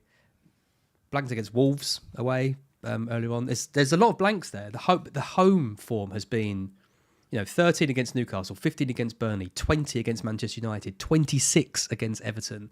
That home form has been the absolute key. So with him with 2 away games in the double, that puts me off a little bit, the captaincy. Yeah, but I'm sitting here now thinking we haven't got a 6, Forest, and we're like United. We leave a lot of gap in front of the back 4. Palmer's going to cause us a lot of problems. I'll tell you now. I think he gets at least 1 return at the City ground. Yeah. So, yeah, and then Brighton, Bournemouth, the Bournemouth game, you'd expect him. It's a home game. Brighton, what are you going to get? I think there's returns in at least 2 of the 3, maybe even 3 of the 3 for Palmer. Now, will he outscore Haaland over the 2? Don't know, probably not. But it's definitely, I don't think it's a big punt. And I think next season we're going to begin, depending on whatever assets stay, but Palmer's going to be in the captain conversation every week next season. Yeah. Because we've got to think that Pochettino will improve Chelsea. So if Palmer's done this in this Chelsea team, and then he takes Chelsea on another level next season, if Pochettino's there, whoever's there, you've got to think Chelsea will improve in terms of consistency and output. And a better Chelsea team could go on even further, couldn't he? He could go up another level. So I think he's a gift that's going to go on giving. He won't be a gift in terms of price, but he's certainly going to be in a lot of our teams. Yep. Yeah, I'm between Palmer and Isak, I think, for captain this week. Yeah, okay. Just as a bit of a push. This is the table you put together. Do we want this one now? Actually, should we forwards first? Do forwards first, yeah. I think those tables just distill the double game week players. Forwards is pretty dull, so I don't think we need to spend a huge amount of time on this. We've got Haaland. We've all got Haaland. We've all got Isak. Most of us have got Jackson. So where else? Yeah, it's just if you're shopping for a third striker, I guess the conversation is it Wilson? Is it João Pedro? They're the players in the conversation, aren't they? Really. Yeah, I've got Watkins benched this week, right, home to Liverpool, but that's just how it's fallen. 2 blanks for him, another European night tonight. I think there's better options than him this week. I didn't intend to bench him when I bought him. I thought Liverpool at home would be a good fixture for him. It probably will be, but yeah, you're not going to be buying Watkins now. Where are you going if you are shopping for a double game week forward? I think you go Wilson. If he's Hoyland's fit. out. Hoyland's out of the question, right? We're not going anywhere near United, right? I think you go Callum Wilson. Do you? Yeah. He's definitely. I mean, he's definitely starting one, and he's getting. You'd be expecting 120 minutes over the double for him. Yeah, and the thing is, he's a player who's proven to be effective off the bench. Brighton hate Callum Wilson. I can confirm. Yeah, he will cause us problems. Always does. Yeah, I think you're right. I think that's where I'd go. I just don't trust João Pedro. I don't trust Brighton. No, so I think that's the way I'd go. Yeah. And that he could be a real differential over these 3 matches because we go back to live FPL data. He's not well owned. So having a forward, if you're making a forward transfer and you're going to Wilson, I think he's going to be one of your difference makers. Yep. Over the last 6, he's top. Only 1 start, but obviously got the 2 goals. To extra non-penalty 90 of 1.32, and we know that's what Wilson does. He's always going to get chances, and he's clinical, and he doesn't take long to get going after an injury. It's just, is he going to get injured again in the next 2 weeks? But it's worth the gamble because you haven't got to carry him beyond this period, obviously. So yeah, I think it's a no-brainer. That's where you go if you're shopping for a forward. That's where you go. Yep. I agree. Going back to this is the play data over the season. This is all the players with double game week, filtered by points per 90, with Palmer top 8.58 of all players. That's amazing, isn't it, for a 5 million asset at the start of the season? Best ever budget. Wow, player. Kane is the best ever, I think. over Mahrez and Vardy. I think Kane, for me, that first season for Kane was incredible because he was a 4-5 forward. Kane didn't get 32 goal involvements, though, did he, in his first season? I think it was in the high 20s. I'll have to have a look. It was pretty extraordinary first season, I think. Palmer's just ridiculous. As we've said, we've spoke a lot about him. Further down the list, I think this just confirms the Richarlison, right, as the midfield target. We know what he can do. He should get the 3 starts, I would say, unless, like I say, Ange does something different for the City game. I don't think he will. He'll if Richarlison does well against Burnley, which I expected to get something, then he should start the City game. And I think they can score against City, and then they go into Sheffield United away final day, and then it could happen there, couldn't it? But I think one thing that will happen is Spurs will score 3 or more goals. Yeah. And I think if we look at the last 6 data, I think I've got a similar table for that. Maybe that's got a few additional insights there. That's where Wilson comes into it. Yeah. For example, Vardiol's not there. Gallagher as well. I haven't mentioned Gallagher. Yeah, Gallagher's form we haven't mentioned has been strong. He's been getting forward and he's got the 5 attacking returns in the 7 starts. So that's worth noting. I guess if you don't fancy Madueke, then Gallagher could be an option. Yep. For a push. Son down in 33rd.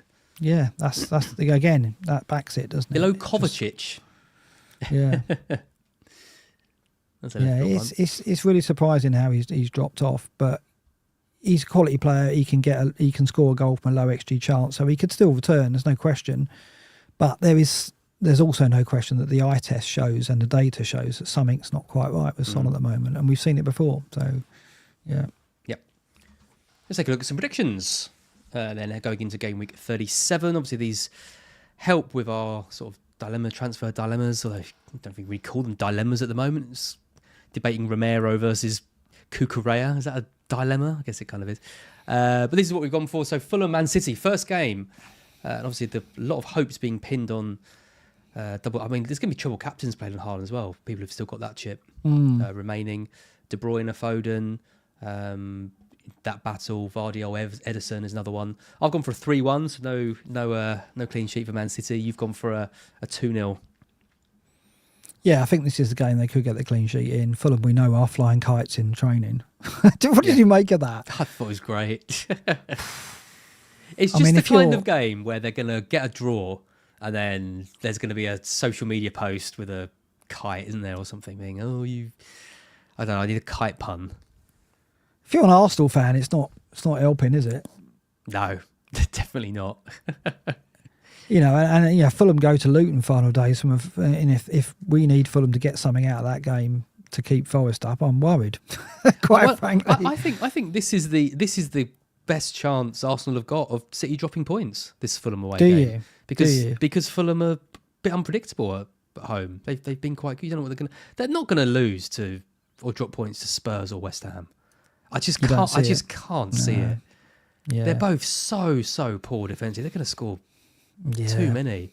Fulham could keep it tight and nick a goal late on and get a draw. Yeah, that's the only. I don't think it's going to happen, but I think that's the only chance Arsenal have got. Bournemouth, Brentford. We both agree there. Home win. Yep. 2-1 for me. 2-0 for you. Not much investment in those players. Everton, Sheffield United. A bit of an investment in Everton, particularly on bench boost. Branthwaite's, Pickford's. 2-0 routine. You've gone for a 4. 4 Everton. Sheffield United are poor. Yeah, I'm really poor.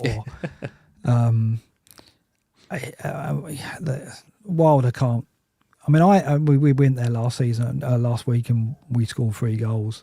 Everton, I think, are confident at the moment, ending the season well, and I think that the Goodison crowd are going to get a good send-off final game at Goodison Park because they moved to the new stadium, of course, as well. So that could be a factor.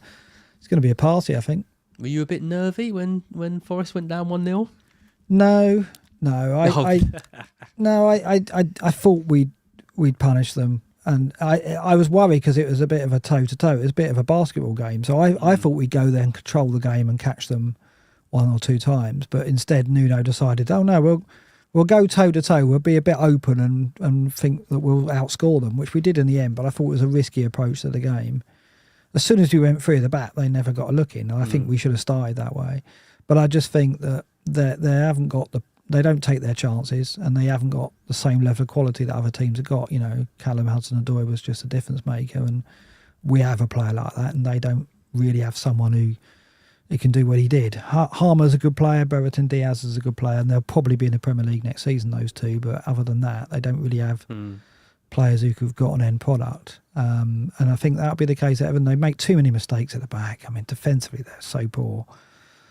So I think Everton will have a party. You see, I think Neil posted about Holgate, started 7 games this season and averaged 0 points in all 7 games. Brilliant. Because of that sending off, they didn't help. Yeah. Very impressive. Newcastle Brighton, this does have a bit more implication on our game week 37.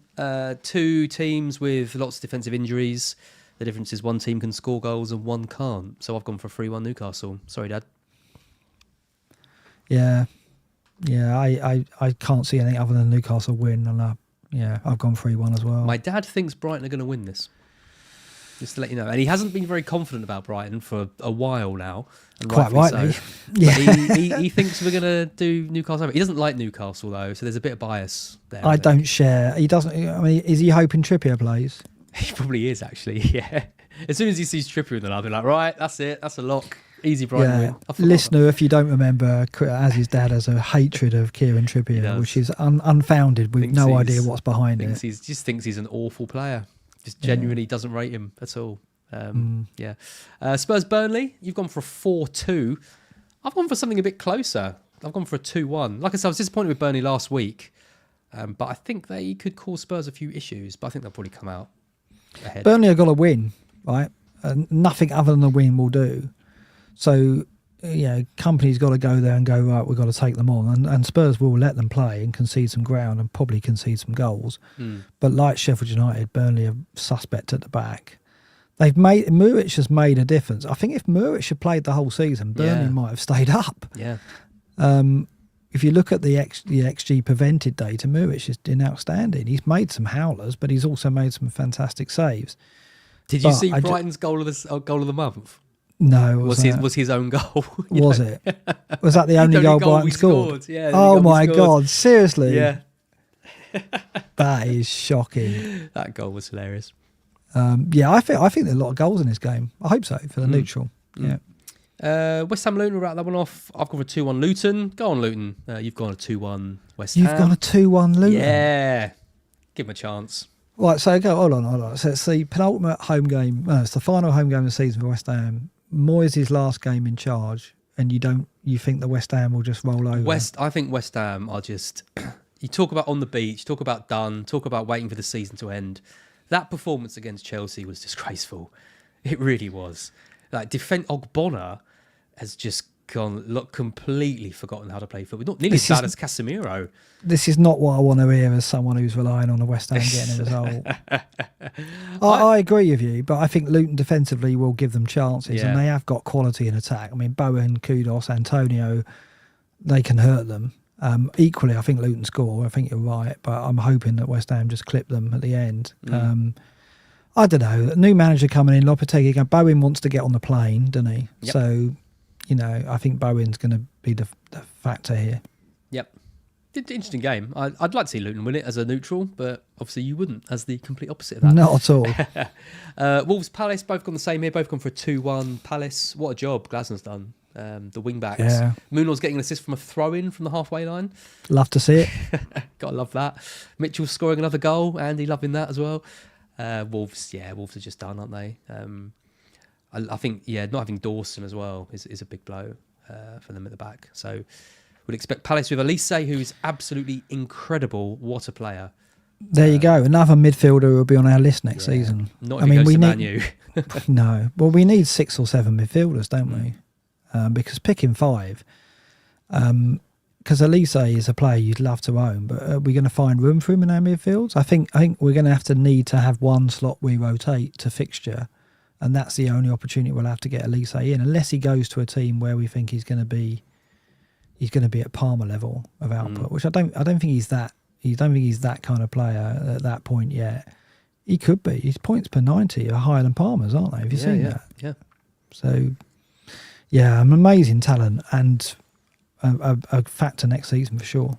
I would have been absolutely fuming though, because I bought in Eze for the double game week, and my intention was to keep him for Manchester United at home. It's only because he got injured that I took him out. If I'd had Eze in for that 4-0 win where he blanked, I'd have been livid, absolutely livid. So, yeah, in some ways it was a bit of a blessing him getting injured and not having to put for that.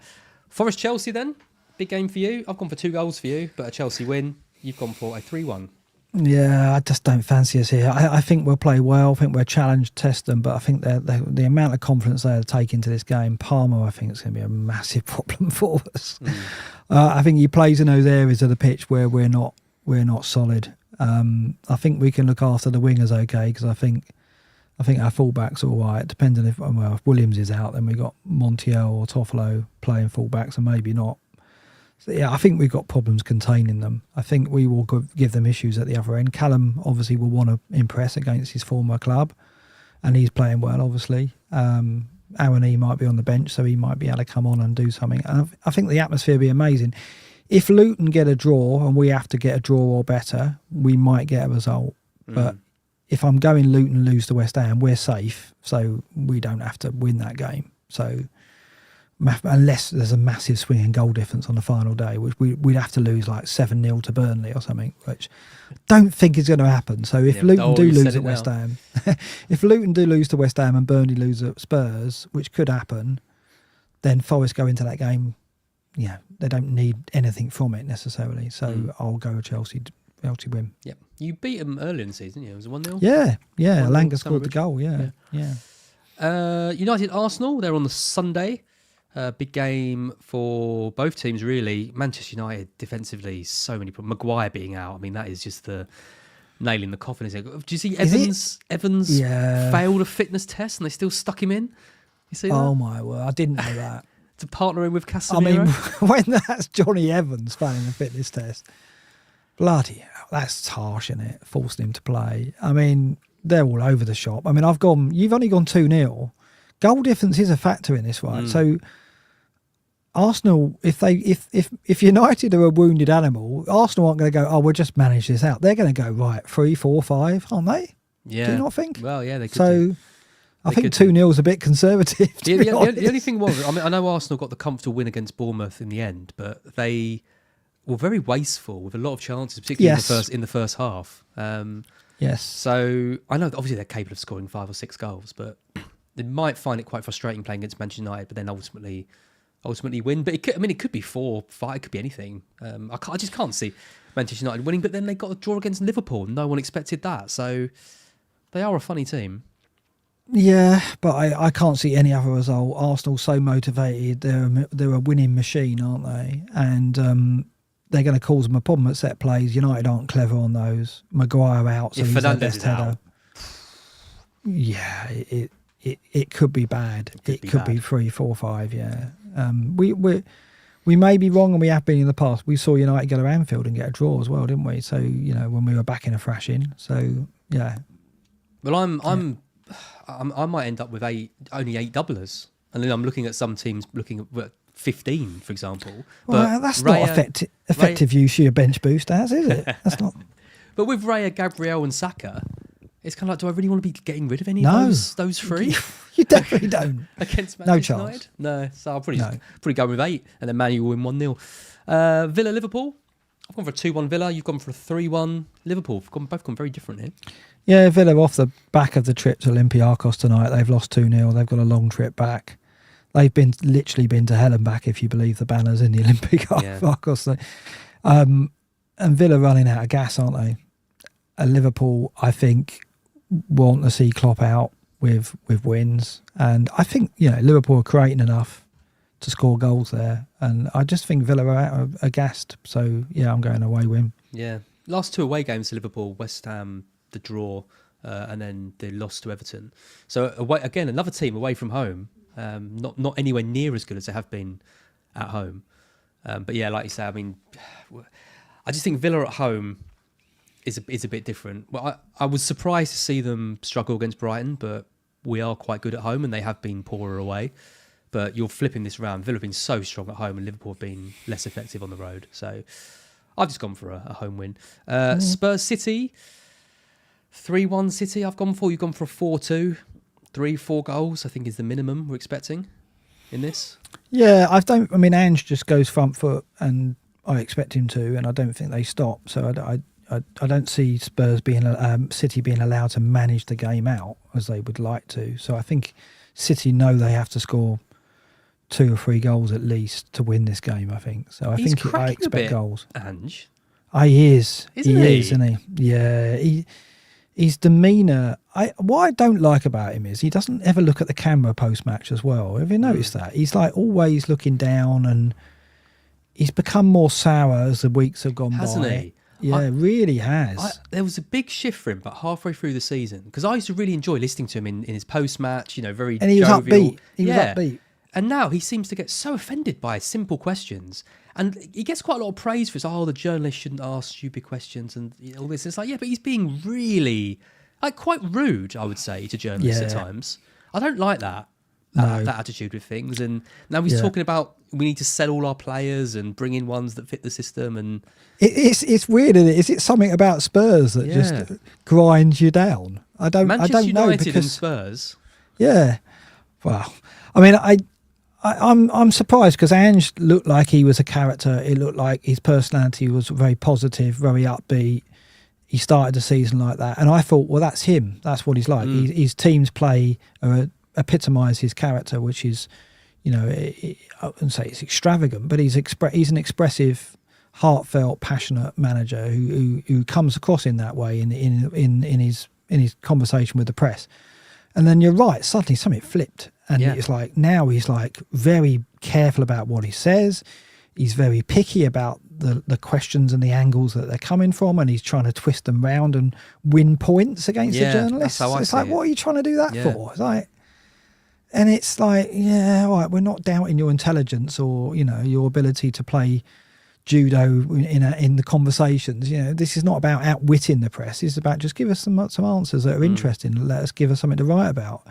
And it's narky, and I don't know what's caused it because it's very interesting, isn't it? And you've got to think, is that what he's like with the team? Has his character changed with the team as well? That's it. Because it's not. It doesn't feel like it's us v them mentality, because then he's making comments needing investment and needing clear outs and things, and that's not.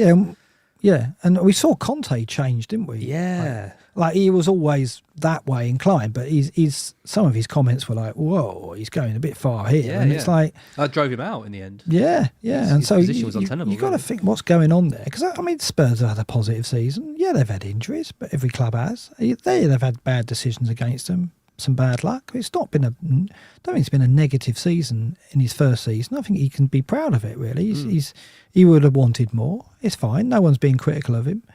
People are expecting a lot next season, perhaps. There's every reason to be positive. Why is he so down? Why is he so dour? It's very interesting when you look at Chelsea and Spurs and how Chelsea are having this resurgence now towards the end. Yeah. And Spurs have had it the other way round. And they're both probably going to finish in and around the same points. But the thing is, Chelsea, we're going to kick on next season. We're going to challenge for Europe again. And the mood with Spurs just seems really deflated and down. It's funny how that's kind of flipped. How that flipped around. Brighton Chelsea. I've gone for a Brighton win here. Which is what's put your dad speaking again? Is that?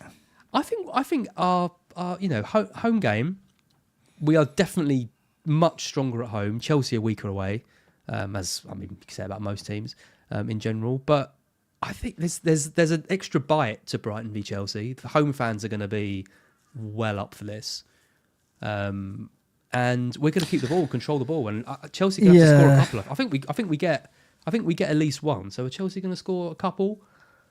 I think they might. If we can contain Palmer, that's a big if. It is a big if, but I don't see it. No, just don't see it. I just think Chelsea are motivated to finish the season on a high. Brighton, it'll be a tough game for them, but I think they. This is the motivation, though. If ever there's a game to get motivated for, it's Brighton v Chelsea. Right. So I'm gonna assume that pulls us through, and then the final game is Manchester United Newcastle. I found this one really hard to predict. You've gone for a 2-1 Newcastle. I've gone for a 2-2 in the end. I just think there's going to be goals, and I don't know. Do I think Manchester United are going to lose both games in a double game week? I mean, they could do. I think they get a point against I think Newcastle. they're going to. Yeah. I watched the Palace game, so that's all I'm saying. I think they're going to. I just don't think Ten Hag can't turn that team around. It's going to have to be an individual. Rashford might be back. He's on training, so maybe he's going to come in and make a difference. But if Bruno, we don't know about the Bruno problem. We were alluding to the fact there could be more to it than we know, and he could be out if he wasn't in training today. What was the injury? He could miss both games, and then he's a big loss, isn't he? So I think Newcastle can win that game. Yeah, there's no Garden Centre game because all the live games are pretty decent, aren't they? Yeah. It's a fun week. Yeah. If I was picking a Garden Centre game, I think it might be Fulham Man City, to be honest. Because I actually think that could be quite dull. It could be that City score early, you just manage it out, and that's it. But hopefully not. Hopefully Fulham really put up a fight. So you've gone for 6 goals for City and Spurs in the double, and 5 for Newcastle. And 5 for Chelsea. And 5 for Chelsea, yeah. Well, it's what we're seeing. The trend is this season, more goals, right? Yeah. I mean, we'll look at that end of the season, but I know already the total goals scored this season is the highest for many seasons. So there's no reason to think that's going to let up at a period where we've got teams who are kind of like nothing to play for, be it perhaps being more expressive, some flying kites, plenty of goals, I think. Yep. Takes on to the captains then. Haaland is going to be the overwhelming favourite. We don't need to talk too much about him. 25 goals this season in a not a bad season, but in a inconsistent season, I'd say. Do you see he was nominated for Premier League Player of the Year by the Premier League today? I don't think he deserves that nomination. Surely not over Watkins. Well, Watkins is in there as well. If you're going to pick a striker, you could pick Watkins, surely. There wasn't like an Arsenal defender in there at all, and yet Arsenal's defence has been outstanding. You think Saliba would have made Van it? Dijk was in there, wasn't he? Yeah, Van Dijk was in there. Yeah. I think that's a bit. I think it was a dubious selection of players. I guess Haaland makes it, but by his standards, I don't think this is an award-winning season for him, is it? So yeah. And I don't think he's influenced games the same way he did last year anyway. Like last year, I know he got a ridiculous amount of goals last season, but his overall game I thought was stronger last year. Like his presence, the way he held on to the ball, the way he brought others into the game. This year he's had too many games where he's looked. It's the injuries, cumbersome. Exactly. Yeah. The injuries have stalled his progress, haven't they? Because he's had one significant injury, one less so. But I just think he's one of those players that when he has a period out, it's a bit like Harry Kane. He kind of can take a few matches to get back up to speed and physically be his most powerful, and he relies on that physicality, Haaland, in a lot of the ways. So, and City have shifted their style. When he was out, Alvarez came in and they shifted their style, and it was kind of like they had to get used to Haaland being back again. And I don't think it was almost like they were missing him. They'd forgotten how to play with Haaland, or forgotten how to get the most from him for a period of games. He had that relative dry spell, didn't he? So. Yeah, it's a strange. But going into this double game week, he's just off the back of a hat trick. It's very difficult to go against him, isn't it? Who do you think the top 3 probably over the last 6? Palmer, Haaland, Isak. They're the top 3 in terms of XGI non-penalty per 90. They're probably the top 3 captain options, aren't they, this week? Yeah, I think you've been saying that throughout this episode, and I think that bears it out, doesn't it? I think that's.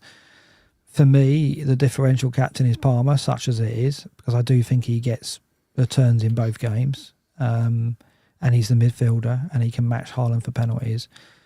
But I think, even though it's away games, I see City scoring many goals in those games. I've predicted 6. I think it's going to be somewhere between 4 and 6 for me in terms of goals. That Spurs away game is so nice, I think. Yeah. Because they're poor defensively and they're open. They're going to have so much space to play with in that game, because they're not going to just sit back and deep block, are they? They're going to come at them at home and they could just get absolutely torn apart.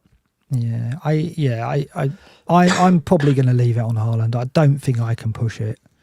Yep. If I wasn't a Forest fan, I'd go Palmer maybe, but I don't really want to captain Palmer and go and watch the game thinking, Palmer's my captain. It just feels wrong. Yeah, but. Yeah. Well, this is your team on the screen with your bench boost activated. Do you remember the last time you bench boosted with 3 single game week players from the same team? That was Leeds, wasn't it? Leeds versus Brighton. and the pitch really scuppered me. And they lose 1-0? Yeah. Oh God, thanks for reminding me of that. I don't think that's going to happen this time. No, I'd hope not. I mean, I think that my transfer is going to be 8-0 out, probably to Romero. And then I'm going into this game week hoping that the Arsenal players, and in particular Odegaard, make the difference for me, because the rest of the team will be template other than Romero, aren't they? I mean, they are. All Spurs defence. Yeah, and it's not going to get me clean sheets, but I'm hoping for attacking returns. I think, they've got Burnley and Sheffield United. There could be one clean sheet in the final three, couldn't there? I think they could go to Sheffield United and keep a clean sheet. I'm backing Romero for an attacking return at some point in these 3 games, and that might be enough to. We've said, the double game week defences aren't great, so that's why I've kept 2 Arsenal defenders on my bench, because I think they're reliable, and I think at United they could easily win that game to 0. I'm predicting they do. So yeah, I'm expecting a good game week, but I don't expect a big rank game, because as we said, 84% of the top 10k are bench boosting as well, and we know from the player ownership that we saw earlier that much the teams look very similar. So it's a bit meh, isn't it? It's a bit disappointing. You want the bench boost to be really something that makes a difference. The title of this show is The Mighty Boost. It's not going to be. But, unless Odegaard goes crazy at United and it's 5 or 6-0 or something. But, yeah. I'm going to be very interested to see your bench in 38. It's going to be tough. Yeah, 2 Spurs players away at Sheffield United, Vardiol, and then 2 Arsenal defenders. Yeah, I thought about that. That's another reason why I'm going to get Romero, because I'm probably going to play him over Porro as a differential. So you're benching Arsenal defender? No, I play both Arsenal defenders. So you bench Vardiol and Porro? I think I'm going to play the 2 Arsenal defenders, and it's whether I play Romero or whether I play Gavardio. Am I going to play 4 at the back? Probably not, no. So I will have a benching headache, yeah. But unless it gives me something to shuffle the pack and I can get some differentials in just with my squad rather than bring players in. So it depends what I have to do in that final game week to get top 10k, how much I have to push. That will dictate my lineup. Yeah. But at least I give myself options. Having 2 Spurs defenders for the Sheffield United trip's not bad. You probably don't mind playing at least one of them, do you? So. Yep, makes sense. My team, I've got Raya in goal with Robertson, Gabriel, Vardiol, and then a lot of the same players everyone else. Son, Foden, Palmer, Gordon, Haaland. I have got Saka, who some people haven't got, and I've got Isak. Currently captained. My decision was Saka or Watkins to play one of them. I think it's pretty much locked in now that it's going to be Saka because of United's defensive problems and Villa's sort of slow end to the season. It's just, what do I do with my transfer? I mean, if I want to get Porro or Romero, I've got to sell Robertson because I've got no money in the bank. Or I just do Munoz to Chalobah. Not exciting, is it? Or Van de Ven. There's nothing really that exciting. It's going to be one of those. You don't fancy taking a hit? Well, for who? Who do I get rid of? Well, you could go Watkins to Wilson, couldn't you? Is that? Yeah, but then then bench Saka. No, you're not going to do that, are you? No, that's what I mean. It's the only positions I've really got to play with are that third defensive spot and the goalkeeper. Oh my word! Because everything else looks quite good. Yeah, and you're doing that in a week where everyone's got, most people around you'll have 15 players. Yeah. It's not ideal. It's not, is it? I think I'll probably lose Robertson, and I go for either Cucurella I guess so, or Romero. I think that's probably one. Oh, he could hurt you, though, couldn't he? And you know what you've done. You've done this all season. Well, he's not going to hurt. I don't think he's going to do that well against Villa. I'm not going to play him against Villa anyway. So okay, fair enough. Yeah. So it's probably going to be that. Or as Greg Frost says in the chat, the other thing I was debating was do Son out, Son to Richarlison. Yeah, you did talk it up. Yeah, I wouldn't do that. I think I'd do the Robertson move. Yeah. Captain is currently on Isak. It could be Palmer. It definitely won't be Haaland. There you go. It definitely won't be Haaland. Nah. You're saying that right now. I've just got back against him. You know, like I said, I don't really mind if I finish 200k, 400k, 600k. It's all the same. It's all crap. You know, I'm always going to look back at this season and think it's crap. So if I captain someone else and Haaland gets injured in the first 5 minutes and Isak goes on and gets 5 goals, I've got a chance at top 100k. Let's go with that. Because I've got to do something a bit different. Yeah, I mean, this season, I'm not saying this season's a write-off, but you're not going to look back on this season and want to remember it anyway. Yeah. And what damage can you do now, right? So I think you want to beat your worst finish ever, which is not an accolade you think you'd be aiming for at this point, is it? But yeah, it is. It's like I said, like I'm thinking about next season already. I'm thinking about what I've learned from this season. I imagine, given the season you've had, you can't wait for next season. Cannot wait.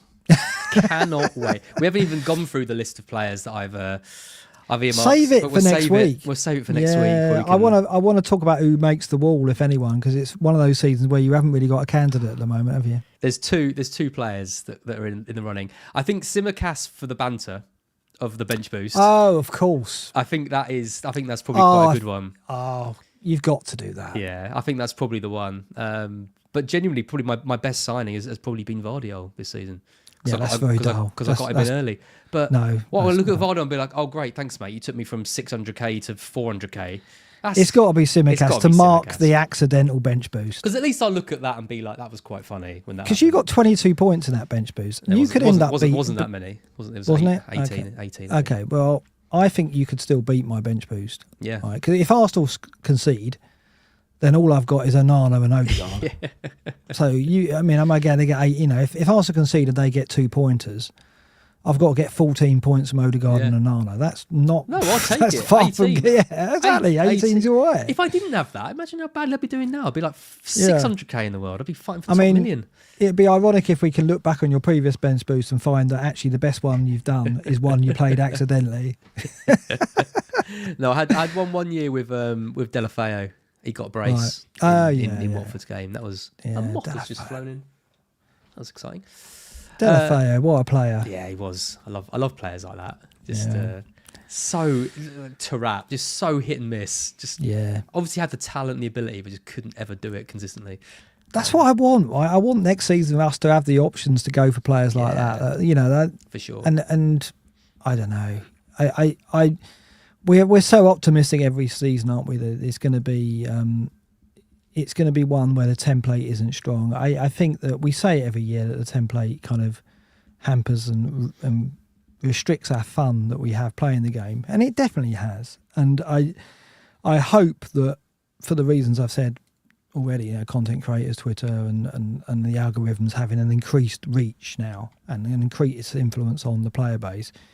I hope that still, even with that continuing to grow, the game can break through that and give us a level of fun that we remember from the game, from those seasons like I mentioned earlier, the Vardy, Mahrez, Kane seasons, where there seemed to be more fluctuation and less uniformity in what we're doing. Even though you've had a bad season, your team looked very similar to mine for long periods of it, didn't it? So even between us, there was uniformity. Which is we did identical 11 at one point, didn't we? Yeah, like halfway through the season, which has never happened before. No, so we need less of that, and I hope next season delivers that, and I'm optimistic it will. Pricing plays a part. Salah staying and Alexander-Arnold and Robertson and players like that being stronger, and the Chelsea fullbacks being stronger, they all play a part as well. And the ingredients are there. I do think the FPL need to change some of the rules a little bit. But we'll talk about that in end of season shows. Yep. We've got 3 super chats to deal with. We'll wrap these off before we finish. It's nearly 11:30, which is an incredible late end time for us. We've got over 900 people watching still. Fantastic. Check that out. Amazing. Yeah, Thanks for staying with us. You've got an early start and I'm ill, so it's not great. It's not the best. Davies Family First says, who scores more, Cucurella or Branthwaite in game week 37 only? Cucurella with a double, Branthwaite with Sheffield United at home. I'll back Cucurella. I think Branthwaite. I've gone 4-0 Everton. I think they keep a clean sheet and he could get something. You go for, so I should be considering Branthwaite then over Cucurella. Yeah, I think you should. I don't see Sheffield United scoring Everton, and they're weak at set plays. So I think he's a good punt. Yeah. Yeah. Okay. I still think Cucurella. He gets 4 just from turning up. But he gave that own goal, didn't he? Yeah, he's probably quite close between them. I'll say Cucurella though. Shivam says Flecken, Regulon, and Sarabia out for Vicario, Romero, and Richarlison -8. Jeez, go through that again. Flecken out. Flecken, Regulon, and Sarabia. Yeah. For Vicario, Romero, and Richarlison. For -8. Mm-hmm. I think that's a yes. Yeah, I think so too. It's just with the. I mean, if it was a -4 no hit, it's a no-brainer. Yeah. -8 is very close, but I think you do it. You got to roll the dice on that. I think. I'd maybe not do the Flecken move. Maybe just do Regulon and Sarabia to Romero and Richarlison. Yeah, possibly. Yeah, possibly, because Fleck can get you save points, and he might get a clean sheet in the Newcastle game. Maybe because whatever points Vicario gets against Burnley, he's going to lose to City anyway. possibly. Yeah, I think the goalkeeper one you could lose -4. Yeah. And Zubin, thanks for the super chat, says worth taking a -8. Lots of hits flying around to go Gusto, Lewis, and Hoyland to Vardiol, Romero, and Jackson. I like that. Gusto, Lewis, and Hoyland to Vardiol, Romero, and Jackson. A -4. -8. Gusto to Vardiol, Lewis to Romero, and Hoyland to Jackson. Yes. Yeah. Each of those is an upgrade. Lewis doesn't get you 2 starts. Hoyland will get you 2 starts, but will get you nothing else. Yep. So and this is it. The mentality at this stage of the season, depending on where you're ranked, has got to be. The dilemmas like that shouldn't really be dilemmas. You've got to try and push, don't you, and give yourself something. Yeah, I think so. There's bench boost as well, Zubin says. So Gusto's not going to play 2. Lewis isn't going to play probably 1. And Hoyland's not going to score. So I'd definitely do that. Yeah, there you go. Pretty straightforward, Super Chats. Thank you for the support with those. Yeah. There you go. Good to see you again, Mark. We'll be back for the final one of the season next week. It's been a bit odd being 10 minutes behind on the stream, I've got to say. Oh, still complaining. It feels like I'm doing a traditional podcast because I'm not looking at your face. And some would say not looking at your face is probably a positive, but I is a bit of you're about 10 seconds behind. No, it's not the. I do tend to exaggerate, as you may have noticed. But I haven't been looking at your face for the entirety of the show, and that is new to me. And it's a bit odd. It feels like I'm doing an old-fashioned podcast, which is nothing wrong with that, but it's what it's felt for the show. So it's been a bit odd, but I've enjoyed it. And I'm looking forward to looking back on the season and looking forward to next season. And I'm in that mode now where it's like, okay, what can I take from this season now that's going to help me next time out?